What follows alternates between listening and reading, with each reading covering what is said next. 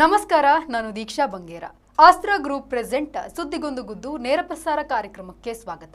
Powered by Mukund MGM reality, ಸಹ ಪ್ರಾಯೋಜಕರಾಗಿ BDG enterprises, master ಪ್ಲಾನರಿ groups.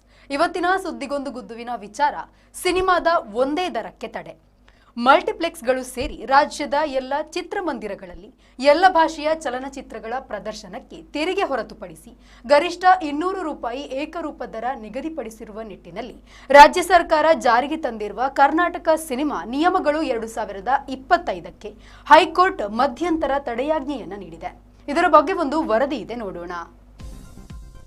ಮಲ್ಟಿಪ್ಲೆಕ್ಸ್ಗಳು ಸೇರಿ ರಾಜ್ಯದ ಎಲ್ಲಾ ಚಿತ್ರಮಂದಿರಗಳಲ್ಲಿ ಎಲ್ಲಾ ಭಾಷೆಯ ಚಲನಚಿತ್ರಗಳ ಪ್ರದರ್ಶನಕ್ಕೆ ತೆರಿಗೆ ಹೊರತುಪಡಿಸಿ ಗರಿಷ್ಠ 200 ರೂಪಾಯಿ ಏಕರೂಪ ದರ ನಿಗದಿಪಡಿಸುವ ನಿಟ್ಟಿನಲ್ಲಿ ರಾಜ್ಯ ಸರ್ಕಾರ ಜಾರಿಗೆ ತಂದಿರುವ ಕರ್ನಾಟಕ ಸಿನಿಮಾ ನಿಯಮಗಳು 2025ಕ್ಕೆ ಹೈಕೋರ್ಟ್ ಮಧ್ಯಂತರ ತಡೆಯಾಜ್ಞೆ ನೀಡಿದೆ.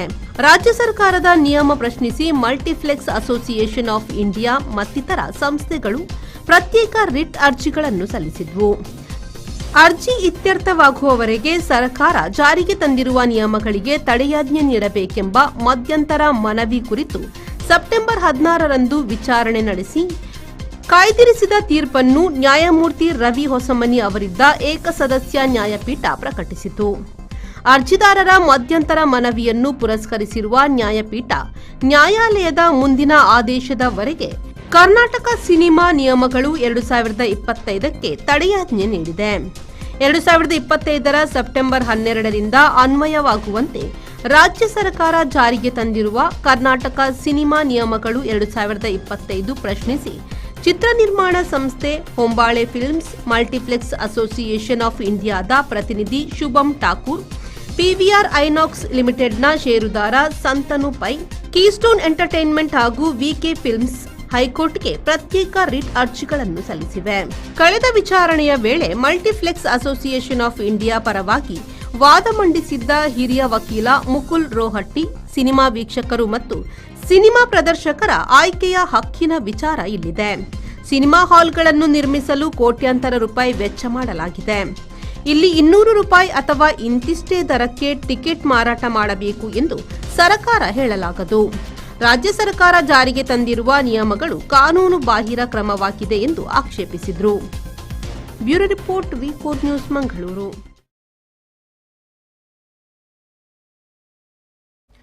ಇದರ ಬಗ್ಗೆ ನಾವು ಇವತ್ತು ಮೋಹನ್ ಬೋಳಂಗಡಿ ಸರ್ ಹತ್ರ ಚರ್ಚಿಸಲಿದ್ದೇವೆ. ಸರ್, ಕಾರ್ಯಕ್ರಮಕ್ಕೆ ಸ್ವಾಗತ. ಸರ್, ಈಗ ಕೋರ್ಟ್ನಿಂದ ಈ ಮಧ್ಯಂತರ ತಡೆಯಾಜ್ಞೆಯಲ್ಲಿ ಏನು ಪ್ರಮುಖ ಅಂಶಗಳನ್ನ ನಾವು ಗಮನಕ್ಕೆ ತಗೊಂಡ್ಬರ್ಬೋದು ಅಂತ? ರಾಜ್ಯ ಸರ್ಕಾರ ಸಿನಿಮಾ ದರ ನಿಗದಿಪಡಿಸುವಂತಹ ಒಂದು ಕಾಯ್ದೆಯನ್ನ ಏಕಪಕ್ಷೀಯವಾಗಿ ತಂದಿದೆ. ಅದನ್ನು ಅರ್ಜಿದಾರರು ಹೈಕೋರ್ಟ್ನ ಗಮನಕ್ಕೆ ತಂದಿದ್ದಾರೆ. ಹೈಕೋರ್ಟ್ ಅಲ್ಲಿ ಪ್ರಶ್ನೆ ಮಾಡಿರುವುದೇ ಆ ವಿಚಾರವನ್ನ ಏಕಪಕ್ಷೀಯವಾಗಿ ತರಲಾಗಿದೆ ಅಂತ ಹೇಳಿ ಅವರೇ ಸಿನಿಮಾ ಟಿಕೆಟ್ ದರವನ್ನು ನಿಗದಿಪಡಿಸಿದ್ದಾರೆ.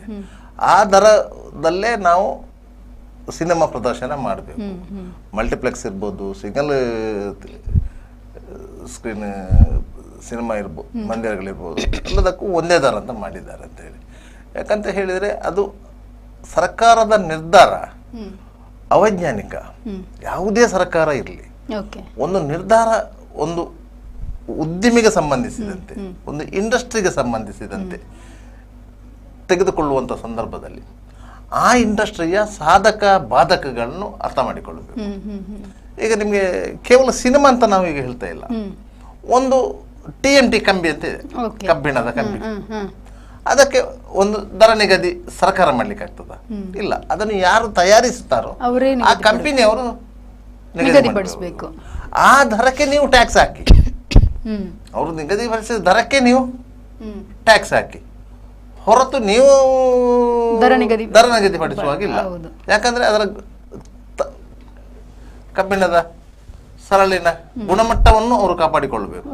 ಅಲ್ಲಿ ಉಕ್ಕು ಎಷ್ಟು ಬೇಕು, ನಿಕ್ಕಲ್ ಎಷ್ಟು ಬೇಕು, ಇದನ್ನೆಲ್ಲ ಅವರು ಸರಿ ಸಮವಾಗಿ ಅದಕ್ಕೆ ಬೆರೆಸಿಕೊಂಡು ಆ ಕಾರ್ಮಿಕರನ್ನು ಬಳಸಿಕೊಂಡು ಅದನ್ನು ಮಾಡಬೇಕು. ಅದೇ ರೀತಿ ಸಿನಿಮಾವು ಸಹ, ಸಿನಿಮಾವನ್ನ ಕೆಲವು ಸಿನಿಮಾಗಳು ಒಂದು 60-70 ಲಕ್ಷದ ಒಳಗೆ ಖರ್ಚು ಮಾಡಿ ನಿರ್ಮಿಸಿದಂಥ ಸಿನಿಮಾಗಳು ಇರ್ತದೆ. ಹೌದು. ಆದರೆ ಅದಕ್ಕಿಂತ ಜಾಸ್ತಿ 1 ಕೋಟಿ 2 ಕೋಟಿ ಈ ರೀತಿ ಖರ್ಚು ಮಾಡಿ ಸಿನಿಮಾ ನಿರ್ಮಿಸುವವರು ಇದ್ದಾರೆ. ಒಂದು 10 ಕೋಟಿ 20 ಕೋಟಿ ಖರ್ಚು ಮಾಡಿ ಸಿನಿಮಾ ನಿರ್ಮಿಸುವವರು ಇದ್ದಾರೆ. 100 ಕೋಟಿ 200 ಕೋಟಿ 300 ಕೋಟಿ ಖರ್ಚು ಮಾಡಿ ಸಿನಿಮಾ ನಿರ್ಮಿಸುವವರು ಇದ್ದಾರೆ. ಯಾಕೆ ಆ ಬಂಡವಾಳ ಹೂಡ್ತಾರೆ ಅಂತ ಹೇಳಿದರೆ, ಆ ಸಿನಿಮಾ ರಿಚ್ ಆಗಿ ಬಂದರೆ ಅದರ ಪ್ರದರ್ಶನದಲ್ಲಿ ನಾವು ಹೂಡಿದಂತಹ ಬಂಡವಾಳ ಏನಿದೆ ಅದನ್ನು ಲಾಭಾಂಶ ಸಹಿತ ತಗೋಬಹುದು ಅಂತ ಹೇಳಿ ಆ ನಿರೀಕ್ಷೆಯಲ್ಲಿ ನಿರ್ಮಾಪಕರು ಇರ್ತಾರೆ. ಸಾಮಾನ್ಯವಾಗಿ ವರ್ಷಕ್ಕೆ ಒಂದು 50 ಸಿನಿಮಾಗಳು ತಯಾರಾಗಿ ರಿಲೀಸ್ ಆದರೆ ಅದರಲ್ಲಿ 5% ಸಿನಿಮಾಗಳು ಮಾತ್ರ ಸಕ್ಸಸ್ ಆಗುವಂಥದ್ದು, 5% ಸಿನಿಮಾಗಳು ಹಾಕಿದ ಬಂಡವಾಳ ವಾಪಸ್ ಬರುವಂಥದ್ದು, ಮತ್ತೆ 90% ಸಿನಿಮಾಗಳು ಹಾಕಿದ ಬಂಡವಾಳವು ವಾಪಸ್ ಬರುವಂಥ ಸ್ಥಿತಿಯಲ್ಲಿ ಈ ಸಿನಿಮಾ ಇಂಡಸ್ಟ್ರೀಸ್ ಇದೆ. ಆದ್ದರಿಂದಾಗಿ ಅದೊಂದು ಸಿನಿಮಾ ಇಂಡಸ್ಟ್ರೀಸ್ ಏನಂತ ಹೇಳಿದರೆ ಅದು ಒಂದು ರೀತಿಯಲ್ಲಿ ನಿರ್ಮಾಪಕರ ಪಾಲಿಗೆ ಜೂಜಿನ ಅಡ್ಡೆಯ ಥರ. ಅದರಲ್ಲಿ ಹಾಕಿದ ಹಣ ಬರಲೂಬಹುದು, ಇಲ್ಲದ್ರೆ ಸಂಪೂರ್ಣವಾಗಿ ಬರದೇ ಇರಲೂಬಹುದು. ಆ ರೀತಿಯ ಪರಿಸ್ಥಿತಿಯಲ್ಲಿ ಇರುವ ಸಂದರ್ಭದಲ್ಲಿ ಸಿನಿಮಾ ಇಂಡಸ್ಟ್ರಿಯನ್ನ ನೀವು ತಮ್ಮ ಕಪಿಮಿಸ್ಟಿಗೆ ತೆಗೆದುಕೊಳ್ಳಲು ಸರ್ಕಾರ ಮಾಡಿದಂಥ ಕುತಂತ್ರ ಇದು. ಯಾಕಂತ ಹೇಳಿದರೆ ಸಿನಿಮಾ ಮಂದಿ ಅಂತ ಹೇಳಿದ ಕೂಡಲೇ ನಮಗೆ ಏನಾಗ್ತದೆ ಅಂತ ಹೇಳಿದರೆ ಸಾರ್ವಜನಿಕವಾಗಿ ಇಸ್ ಸೆಲೆಬ್ರಿಟಿಗಳು. ಯಾವುದೇ ಒಂದು ವಿಚಾರಕ್ಕೆ ಸೆಲೆಬ್ರಿಟಿಗಳು ಸ್ಪಂದಿಸಿದರೆ ಆ ವಿಚಾರ ಹೆಚ್ಚು ಪ್ರಚಾರಗಳನ್ನು ಪಡೆಯುತ್ತದೆ. ಕೆಲವು ಸಮಯಗಳ ಹಿಂದೆ ಡಿ.ಕೆ. ಶಿವಕುಮಾರ್ ಅವರೇ ಒಂದು ಮಾತು ಹೇಳಿದರು, ರಿಬಿಟ್ ಟೈಟ್ ಮಾಡಲಿಕ್ಕೆ ಗೊತ್ತಿದೆ ಅಂತ ಹೇಳಿ. ಸಿನಿಮಾ ಮಂದಿಯ ರಿಬಿಟ್ ಟೈಟ್ ಮಾಡಲಿಕ್ಕೆ ಗೊತ್ತಿದೆ ಅಂತ ಹೇಳಿ. ಇದು ಆ ರಿಬಿಟ್ ಟೈಟ್ ಮಾಡುವಂತ ಮೊದಲ ಹೆಜ್ಜೆ. ನಿಮ್ಮನ್ನು ನಾವು ಈ ರೀತಿಯಾಗಿ ನಿಯಂತ್ರಿಸಿದ್ದೇವೆ, ನಾವು ಹೇಳಿದಾಗೆ ನೀವು ಕೇಳಬೇಕು ಎನ್ನುವುದು ಸರ್ಕಾರದ ಧೋರಣೆ. ಯಾವುದೇ ಸಿನಿಮಾ ಸಕ್ಸಸ್ ಆಗಲಿ ಲಾಸ್ ಆಗಲಿ ಸರ್ಕಾರಕ್ಕೆ ಸಲ್ಲಬೇಕಾದಂಥ ಟ್ಯಾಕ್ಸ್ ಸಂದೇಶ ತಂದು. ಈಗ ಕನ್ನಡ ಚಿತ್ರಗಳಿಗೆ ಇಲ್ಲಿ 50% ಟ್ಯಾಕ್ಸ್ ಡಿಡಕ್ಷನ್ ಇದೆ. 50% ಅಂದರೆ 50% ಕೊಡಲೇಬೇಕಲ್ಲ. ಅದೇ ಹೊರ ಭಾಷಾ ಚಿತ್ರಗಳು, ತಮಿಳು, ಮಲಯಾಳಂ, ಹಿಂದಿ, ಬೇರೆ ಭಾಷಾ ಚಿತ್ರಗಳಿಗೆ 100% ನಾವು ಟ್ಯಾಕ್ಸ್ ಕೊಡಲೇಬೇಕು. 100 ರೂಪಾಯಿ ಟಿಕೆಟ್ಗೆ ಎಷ್ಟು ಟ್ಯಾಕ್ಸ್ ಕೊಡಬೇಕು ಅಷ್ಟು ಟ್ಯಾಕ್ಸ್ ಕೊಡಲೇಬೇಕು. ಆದ್ರಿಂದಾಗಿ ಅದು ಸರ್ಕಾರಕ್ಕೆ ಲಾಭ. ಈ ಸರ್ಕಾರ ಈ ಸಿನಿಮಾ ರಂಗಕ್ಕೆ ಏನು ಕೊಟ್ಟಿದೆ? ಏನು ಕೊಟ್ಟಿಲ್ಲ, ಏನೂ ಕೊಟ್ಟಿಲ್ಲ. ಯಾವುದೇ ಸಬ್ಸಿಡಿ ಇಲ್ಲ. ಸಬ್ಸಿಡಿ ಇರುವುದು ನಿಮಗೆ ಟ್ಯಾಕ್ಸ್ ಅಲ್ಲಿ ಸಬ್ಸಿಡಿ, ನೀವು ಕಟ್ಟುವಂತ ಟ್ಯಾಕ್ಸ್ ಅಲ್ಲಿ ನಿಮಗೆ 50% ಸಬ್ಸಿಡಿ ಅಷ್ಟೇ, ಬೇರೆ ಏನಿದೆ? ಬೇರೆ ಏನೂ ಇಲ್ಲ. ನೀವು ಸಿನಿಮಾ ರಂಗದಿಂದ ಬರುವಂತ ಲಾಭದಲ್ಲಿ ಪಾಲು ತಗೊಳ್ಳೋದು ಮಾತ್ರವೇ ಹೊರತು ಆ ಕಡೆಯಿಂದ ಏನೂ ಇಲ್ಲ. ನಿಮಗೆ ಹೊರಾಂಗಣ ಚಿತ್ರೀಕರಣ ಮಾಡಬೇಕಾದ್ರೆ ನೀವು ಅದಕ್ಕೂ ಬಾಡಿಗೆ ಕಟ್ಟಬೇಕು, ಹೊರಾಂಗಣಕ್ಕೂ. ಈಗ ಯಾವುದೋ ಒಂದು ಪ್ರದೇಶದಲ್ಲಿ ಚಿತ್ರೀಕರಣ ಮಾಡಬೇಕು ಅಂತ ಹೇಳಿದ್ರೆ ನಿಮಗೆ ಸೂಕ್ತ ಬಂದೋಬಸ್ತು ಬೇಕು, ಆ ಪ್ರದೇಶದ ಪರ್ಮಿಷನ್ ಬೇಕು, ಎಲ್ಲ ಬೇಕು. ಅದಕ್ಕೆ ನೀವು ಸಂಬಂಧಿತ ಇಲಾಖೆಗೆ ಶುಲ್ಕ ತಿಳಿಸಬೇಕು, ಶುಲ್ಕ ಕಟ್ಟಬೇಕು, ಪರ್ಮಿಷನ್ ತಗೊಳ್ಬೇಕು. ಬಂದೋಬಸ್ತಿಗೆ ಹೋದರೆ ನೀವು ಪೊಲೀಸ್ ಇಲಾಖೆಗೆ ಪರ್ಮಿಷನ್ ತಗೊಳ್ಬೇಕು, ಶುಲ್ಕ ಕಟ್ಟಬೇಕು.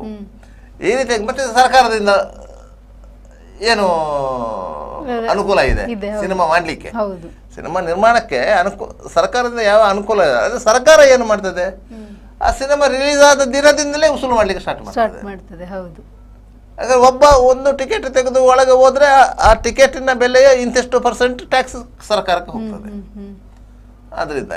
ಅದರಿಂದಾಗಿ ಸಿನಿಮಾದಿಂದ ಸರ್ಕಾರಕ್ಕೆ ಲಾಭವೇ ಹೊರತು ಸರ್ಕಾರದಿಂದ ಸಿನಿಮಾ ಮಂದಿಗೆ ಲಾಭ ಇಲ್ಲ.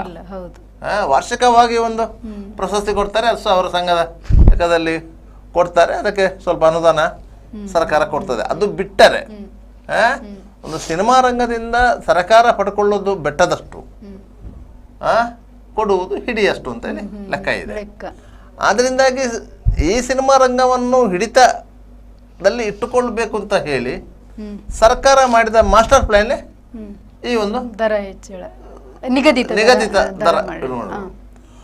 ಒಂದು ಮಲ್ಟಿಪ್ಲೆಕ್ಸ್ ಸಿನಿಮಾ ಮಂದಿರಕ್ಕೂ ಸಿಂಗಲ್ ಸ್ಕ್ರೀನ್ ಥಿಯೇಟರಿಗೂ ವ್ಯತ್ಯಾಸಗಳಿವೆ. ಸಿಂಗಲ್ ಸ್ಕ್ರೀನ್ ಥಿಯೇಟರ್ಗಳಿವೆ. ಮಂಗಳೂರಲ್ಲಿ ಒಂದು 7-8 ಸಿಂಗಲ್ ಸ್ಕ್ರೀನ್ ಥಿಯೇಟರ್ಗಳಿವೆ, 4-5 ಮಲ್ಟಿಪ್ಲೆಕ್ಸ್ಗಳಿವೆ. 4-5 ಮಲ್ಟಿಪ್ಲೆಕ್ಸ್ಗಳಿಗೂ ಸಿಂಗಲ್ ಸ್ಕ್ರೀನ್ ಥಿಯೇಟರ್ಗೂ ವ್ಯತ್ಯಾಸಗಳಿವೆ. ಆ ಎರಡಕ್ಕೂ ನೀವು ಏಕ ಪ್ರಕಾರ ದರ ನಿಗದಿ ಹೇಗೆ ಮಾಡ್ತೀರಿ? ಈಗ ಮಲ್ಟಿಪ್ಲೆಕ್ಸ್ನಲ್ಲಿರುವ ಸಿನಿಮಾ ಮಂದಿರಗಳು ನಿಗದಿತ ಆಸನದ್ದು ಒಂದು 250 ಆಸನ ಇರ್ತದೆ, 300 ಇರ್ಬೋದು, 450 ಇರ್ಬೋದು, ಈ ರೀತಿಯಾಗಿ ಇರ್ಬೋದು. ಅದೇ ರೀತಿ ಸಿಂಗಲ್ ಸ್ಕ್ರೀನ್ ಥಿಯೇಟರಲ್ಲಿ 700-800 ಆಸನಗಳು ಇರ್ತದೆ. ಅದರ ಮಲ್ಟಿಪ್ಲೆಕ್ಸಿನ ದರ್ಜೆಗೂ ಸಿಂಗಲ್ ಸ್ಕ್ರೀನ್ ಥಿಯೇಟರ್ನ ದರ್ಜೆಗೂ ವ್ಯತ್ಯಾಸಗಳಿವೆ. ಇದರಲ್ಲಿ 3 ಥರದ ಟಿಕೆಟ್ ವ್ಯವಸ್ಥೆಗಳಿವೆ. ಅದರಲ್ಲಿ ಸಿಂಗಲ್ ಸ್ಕ್ರೀನಲ್ಲಿ 3rd class, 2nd class, balcony ಅಂತ ಹೇಳಿ. ಮಲ್ಟಿಪ್ಲೆಕ್ಸ್ ಅಲ್ಲಿ ಆಗಿಲ್ಲಲ್ಲ, ಅಲ್ಲಿ ನಿಮಗೆ ಸಿಲ್ವರ್ ರೋ, ಗೋಲ್ಡನ್ ರೋ ಅಂತ ಈ ರೀತಿ ಇರುವುದು. ಒಮ್ಮೊಮ್ಮೆ ಆ ರೋಗಳು ಇರುವುದಿಲ್ಲ, ಎಲ್ಲ ಒಂದೇ ರೀತಿ ಇರ್ತದೆ. ನೀವು ಇವರು ಯಾಕೆ ಅದಕ್ಕೆ 200 ರೂಪಾಯಿಯನ್ನು ನಿಗದಿಪಡಿಸಿದ್ರು ಅಂತ ಹೇಳಿದ್ರೆ, ಸಿನಿಮಾ ಮಂದಿ ಇನ್ನು ಯಾವುದೇ ಕಾರಣಕ್ಕೂ ನೀವು ಟಿಕೆಟ್ ದರ ಹೇರಿಸುವಾಗ ನಮ್ಮ ಹತ್ರ ಮಾಡಬೇಕು ಅಂತ ಹೇಳಿ ಅವ್ರು ಎನಿಸಿದ್ರು. ಸಿನಿಮಾ ಅಂದರೆ ಒಂದು KSRTC ಬಸ್. ಯಾಕಂದ್ರೆ KSRTC ಬಸ್ಸಿನಲ್ಲಿ ಟಿಕೆಟ್ ದರ ಏರಿಸಬೇಕಾದ್ರೆ ಸರ್ಕಾರ ಹತ್ರ ಕೇಳಬೇಕು, ಹಾಲಿನ ದರ ಏರಿಸಬೇಕಾದ್ರೆ ಸರ್ಕಾರದ ಹತ್ರ ಕೇಳಬೇಕು. ಅದರಿಂದ ಇನ್ನು ನೀವು ಸಿನಿಮಾ ದರವನ್ನು ಏರಿಸುವುದು ನಮ್ಮ ಹತ್ರ ಕೇಳಬೇಕು, ಯಾಕಂದ್ರೆ ಮೊನೊಪಲಿ ಅದು. ಅದನ್ನು ಏಕಸ್ವಾಮ್ಯ ಅಂತ ಹೇಳ್ತೇವೆ. ಯಾವುದೇ ಒಂದು ವಾಣಿಜ್ಯ ಚಟುವಟಿಕೆಗಳಿಗೆ ಸರ್ಕಾರ ತನ್ನ ಹಿಡಿತದಲ್ಲಿ ಇಟ್ಟುಕೊಳ್ಳಲು ಮಾಡುವಂತಹ ಒಂದು ಪ್ರಯತ್ನ. ಅದಕ್ಕಾಗಿ ಬೇರೆ ಬೇರೆ ಸಿನಿಮಾ ಸಂಸ್ಥೆಗಳು ರಾಜ್ಯ ಹೈಕೋರ್ಟಿಗೆ ರಿಟ್ ಪಿಟಿಷನ್ ಸಲ್ಲಿಸಿದವು. ಅದರಿಂದಾಗಿ ಆ ರಿಟ್ ಪಿಟಿಷನ್ ವಿಚಾರಣೆ ನಡೆಸಿದಂತಹ ಮಾನ್ಯ ಹೈಕೋರ್ಟ್ನ ಏಕಸದಸ್ಯ ಪೀಠ ಮಧ್ಯಂತರ ತಡೆಯಾಜ್ಞೆ ನೀಡಿದೆ. ಈ ರಿಟ್ ಪಿಟಿಷನ್ ಇತ್ಯರ್ಥ ಆಗುವ ತನಕ ಯಾವುದೇ ರೀತಿಯಲ್ಲಿ ನೀವು ಈ ಕಾಯ್ದೆಯನ್ನು ಜಾರಿಗೆ ತರುವಂತಿಲ್ಲ ಅಂತ ಹೇಳಿದೆ. ಒಟ್ಟಾರೆಯಾಗಿ ಈಗ 2 ಸಿನಿಮಾಗಳು ಬಿಡುಗಡೆಯ ಹಾದಿಯಲ್ಲಿದೆ. ಒಂದು ಬಹುನಿರೀಕ್ಷಿತ ಕಾಂತಾರ ಅಕ್ಟೋಬರ್ 2ಕ್ಕೆ ರಿಲೀಸ್ ಆಗ್ತದೆ, ಮತ್ತೊಂದು ಬೇರೆ ಒಂದು ಸಿನಿಮಾ ಸಹ ರಿಲೀಸ್ ಆಗ್ತಾ ಇದೆ. ಈಗ ಈ ಏಕರೂಪ ದರ ನಿಗದಿ ಮಾಡಿದ್ದರಿಂದ ದೊಡ್ಡ ಹೊಡೆತ ಬೀಳ್ತಾ ಇರುವುದು ಕಾಂತಾರ ಸಿನಿಮಾಕ್ಕೆ. ಯಾಕಂದ್ರೆ ದೊಡ್ಡ ಬಜೆಟ್ ಸಿನಿಮಾ ಆಗಿರೋದ್ರಿಂದ ಅದಕ್ಕೆ ಬೇಕಾಗಿ ಕಾಂತಾರದ ನಿರ್ಮಾಪಕರು ಹೊಂಬಾಳೆ ಫಿಲ್ಮ್ಸ್ ಹೈಕೋರ್ಟ್ಗೆ ರಿಟ್ ಹೋಗಿದ್ರು. ಸರ್, ಈಗ ನಮ್ಮ ಜೊತೆ ಸಿನಿಮಾ ವಿತರಕರಾದಂತಹ ಸಚಿನ್ ಇದ್ದಾರೆ. ಸರ್, ಕಾರ್ಯಕ್ರಮಕ್ಕೆ ಸ್ವಾಗತ. ನಮಸ್ತೆ ಸರ್. ಈಗ ಚಲನಚಿತ್ರಗಳ ಪ್ರದರ್ಶನಕ್ಕೆ ತೆರಿಗೆಯನ್ನ ಹೊರತುಪಡಿಸಿ ಗರಿಷ್ಠ 200 ರೂಪಾಯಿ ಏಕರೂಪದ ದರ ನಿಗದಿಪಡಿಸಿರುವ ಬಗ್ಗೆ ನೀವೇನ್ ಹೇಳ್ತೀರಾ? ಈಗ ನಾನು ಸಿನಿಮಾದ ಡಿಸ್ಟ್ರಿಬ್ಯೂಟರ್ ಕೂಡ ಹೌದು, ಅದರೊಟ್ಟಿಗೆ ಬೇರೆ ನಂದು ಬಿಸ್ನೆಸ್ ಕೂಡ ಇದೆ. ಓಕೆ. ಈ ಒಂದು ಬಿಸ್ನೆಸ್ ಗಳು ಒಂದು ಪ್ಯಾಟರ್ನ್ ಯಾವ ರೀತಿ ವರ್ಕ್ ಆಗ್ತದೆ ಅಂತ ಹೇಳಿದ್ರೆ, ನಾವು ಇನ್ವೆಸ್ಟ್ಮೆಂಟ್ ಮಾಡ್ತೇವೆ. ಒಂದು ಥಿಯೇಟರ್ ಅಂತ ಹೇಳಿದ್ರೆ ಅದು ಒಂದು ಚಿಕ್ಕ ಮಟ್ಟಿನಲ್ಲಿ ಇನ್ವೆಸ್ಟ್ ಮಾಡಬಹುದು, ದೊಡ್ಡ ಮಟ್ಟಿನಲ್ಲಿ ಇನ್ವೆಸ್ಟ್ಮೆಂಟ್ ಕೂಡ ಮಾಡಬಹುದು.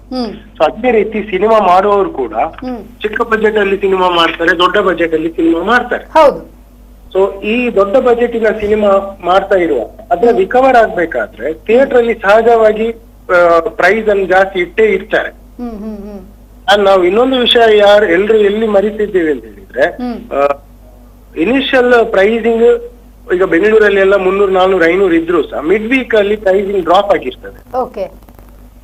ಸೊ ಇದು ಅಂದ್ರೆ ಸ್ವಲ್ಪ ಕಮ್ಮಿ ಪ್ರೈಸಿಂಗ್ ಅಲ್ಲಿ ನೋಡುವವರಿಗೆ ಮತ್ತೆ ನೋಡ್ಲಿಕ್ಕೆ ಒಂದು ಅವಕಾಶ ಇರ್ತದೆ. ಅಂದ್ರೆ ನಾನೇನು ಹೇಳ್ತಾ ಇದ್ದೇನೆ ಅಂತ ಹೇಳಿದ್ರೆ, ನಾನೊಬ್ಬ ಹೋಟೆಲ್ ಉದ್ಯಮಿ, ನಾನೊಂದು ಐಟಮ್ ರೆಡಿ ಮಾಡ್ಬೇಕಾದ್ರೆ ನಂಗೆ 100 ರೂಪಾಯಿ ಬೀಳ್ತು ಉಂಟು, ಆದ್ರೆ ಗವರ್ಮೆಂಟ್ ಬಂದು ಹೇಳ್ತದೆ 80 ರೂಪಾಯಿಗೆ ನೀನ್ ಮಾರ್ಬೇಕು, ಲಾಭ ಹೇಗೆ ಆಗ್ತದೆ ಅಂತ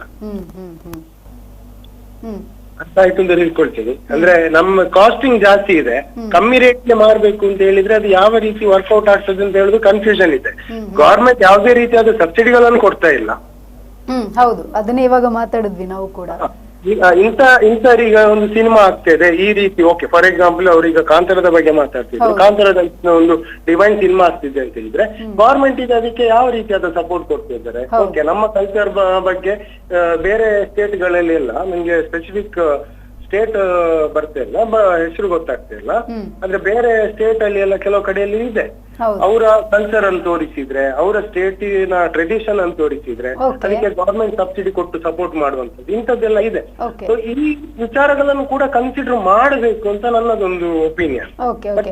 ಬಿಸ್ನೆಸ್ ಅಂತ ಹೇಳೋದು ಥಿಯೇಟರ್ ಅಂತಲ್ಲ, ಯಾವ ಬಿಸ್ನೆಸ್ ಅಲ್ಲಿ ಕೂಡ ನಿಮ್ಮ ಗವರ್ಮೆಂಟ್ ಇಂಟರ್ಫಿಯರೆನ್ಸ್ ಆಗೋದು ಅಷ್ಟು ಸರಿ ಅಲ್ಲ ಅಂತ ಹೇಳುದು ನನ್ನ ಒಂದು ಅಭಿಪ್ರಾಯ. ನಾಟ್ ಈಸಿ, ಯಾಕಂತ ಹೇಳಿದ್ರೆ ವರ್ಷದಿಂದ ವರ್ಷಕ್ಕೆ ಬಜೆಟ್ ರೈಸ್ ಆಗ್ತದೆ, ಒಂದು ಆಕ್ಟರ್ ನ ವ್ಯಾಲ್ಯೂ ರೈಸ್ ಆಗ್ತದೆ, ಸೊ ಅದನ್ನ ರಿಕವರ್ ಮಾಡುವ ಆಲೋಚನೆ ಇದ್ದೇ ಇರ್ತದೆ. ಹೌದು, ಖಂಡಿತ ಇರುತ್ತೆ ಸರ್. ನನ್ನ ಒಂದು ಅನುಭವದ ಪ್ರಕಾರ ಈಗ ನಾನು ಹೇಳ್ಬೇಕಾದ್ರೆ ನಮ್ಮ ಥಿಯೇಟರ್ ಅಲ್ಲಿ ಡಿಸ್ಟ್ರಿಬ್ಯೂಟರ್ ಕೂಡ ಹೌದು, ಹಾಗೆ ಹೇಳಿದಾಗೆ ನನ್ನೊಂದು ice cream outlets, cafeteria outlets ಎಲ್ಲ ಥಿಯೇಟರ್ಸ್ ಅಲ್ಲಿ ಇದೆ. ಸೊ ನಾವು ಈ ವರ್ಷದ 6 ತಿಂಗಳು ಸುಮ್ನೆ ಇದ್ವಿ, ಎಂತ ದೊಡ್ಡ ಬಿಸ್ನೆಸ್ ಆಗ್ಲಿಲ್ಲ. ಸಂಬಳ ನಾವು ಕೊಡ್ಲೇಬೇಕು ಥಿಯೇಟರ್ ಅಲ್ಲಿ ಇರುವವರಿಗೆ, ಗವರ್ಮೆಂಟ್ ಬಂದು ಕೊಡುದಿಲ್ಲ. ನೆಕ್ಸ್ಟ್ ಯಾವಾಗ ಅಂತ ಸಿನಿಮಾ ಬರ್ತದೆ ಅವಾಗ ಮಾತ್ರ ವ್ಯಾಪಾರ ಆಗ್ತದೆ. ಅವಾಗ ಪಡ್ಕೊಳ್ಬೇಕು ಹೊರತು ಅದಕ್ಕೂ ಕಡಿವಾಣ ಹಾಕಿದ್ರೆ ನಾಳೆ ಥಿಯೇಟರ್ ಮುಚ್ಚುವ ಪರಿಸ್ಥಿತಿ ಬರ್ಬೋದು. ಈಗ ಇಲ್ಲಿ ಒಂದು ಪ್ರಶ್ನೆ ಬರ್ತದೆ ಮೇಡಮ್, ತಮಿಳ್ನಾಡು ಕಡೆ ಹೋದ್ರೆ ನಿಮಗೆ ಫ್ಲಾಟ್ ಆಗಿ ಅರೌಂಡ್ 170 ಅಲ್ಲಿ ಎಲ್ಲ ಮಲ್ಟಿಪ್ಲೆಕ್ಸ್ ಯಾವ್ದು ನೋಡಿದ್ರು 170 ರೇಷಿಯೋದಲ್ಲಿ ಪ್ರೈಸಿಂಗ್ ಇರ್ತದೆ. ಆದ್ರೆ ಅಲ್ಲಿ ವಿಚಾರ ಏನು ಅಂತ ಹೇಳಿದ್ರೆ ನಂಬರ್ ಆಫ್ ಥಿಯೇಟರ್ಸ್ ಕೂಡ ಅಷ್ಟೇ ಇದೆ. ಅಂದ್ರೆ ಥಿಯೇಟರ್ ಈಗ ರಿಲೀಸ್ ಮಾಡುವಾಗ ನಂಬರ್ ಆಫ್ ಥಿಯೇಟರ್ಸ್ ಜಾಸ್ತಿ ಇದ್ರೆ ನಮ್ಗೆ ರಿಕವರ್ ಮಾಡ್ಕೊಳ್ಳಿಕ್ಕೆ ಒಂದು ಆಪ್ಷನ್ ಇರ್ತದೆ.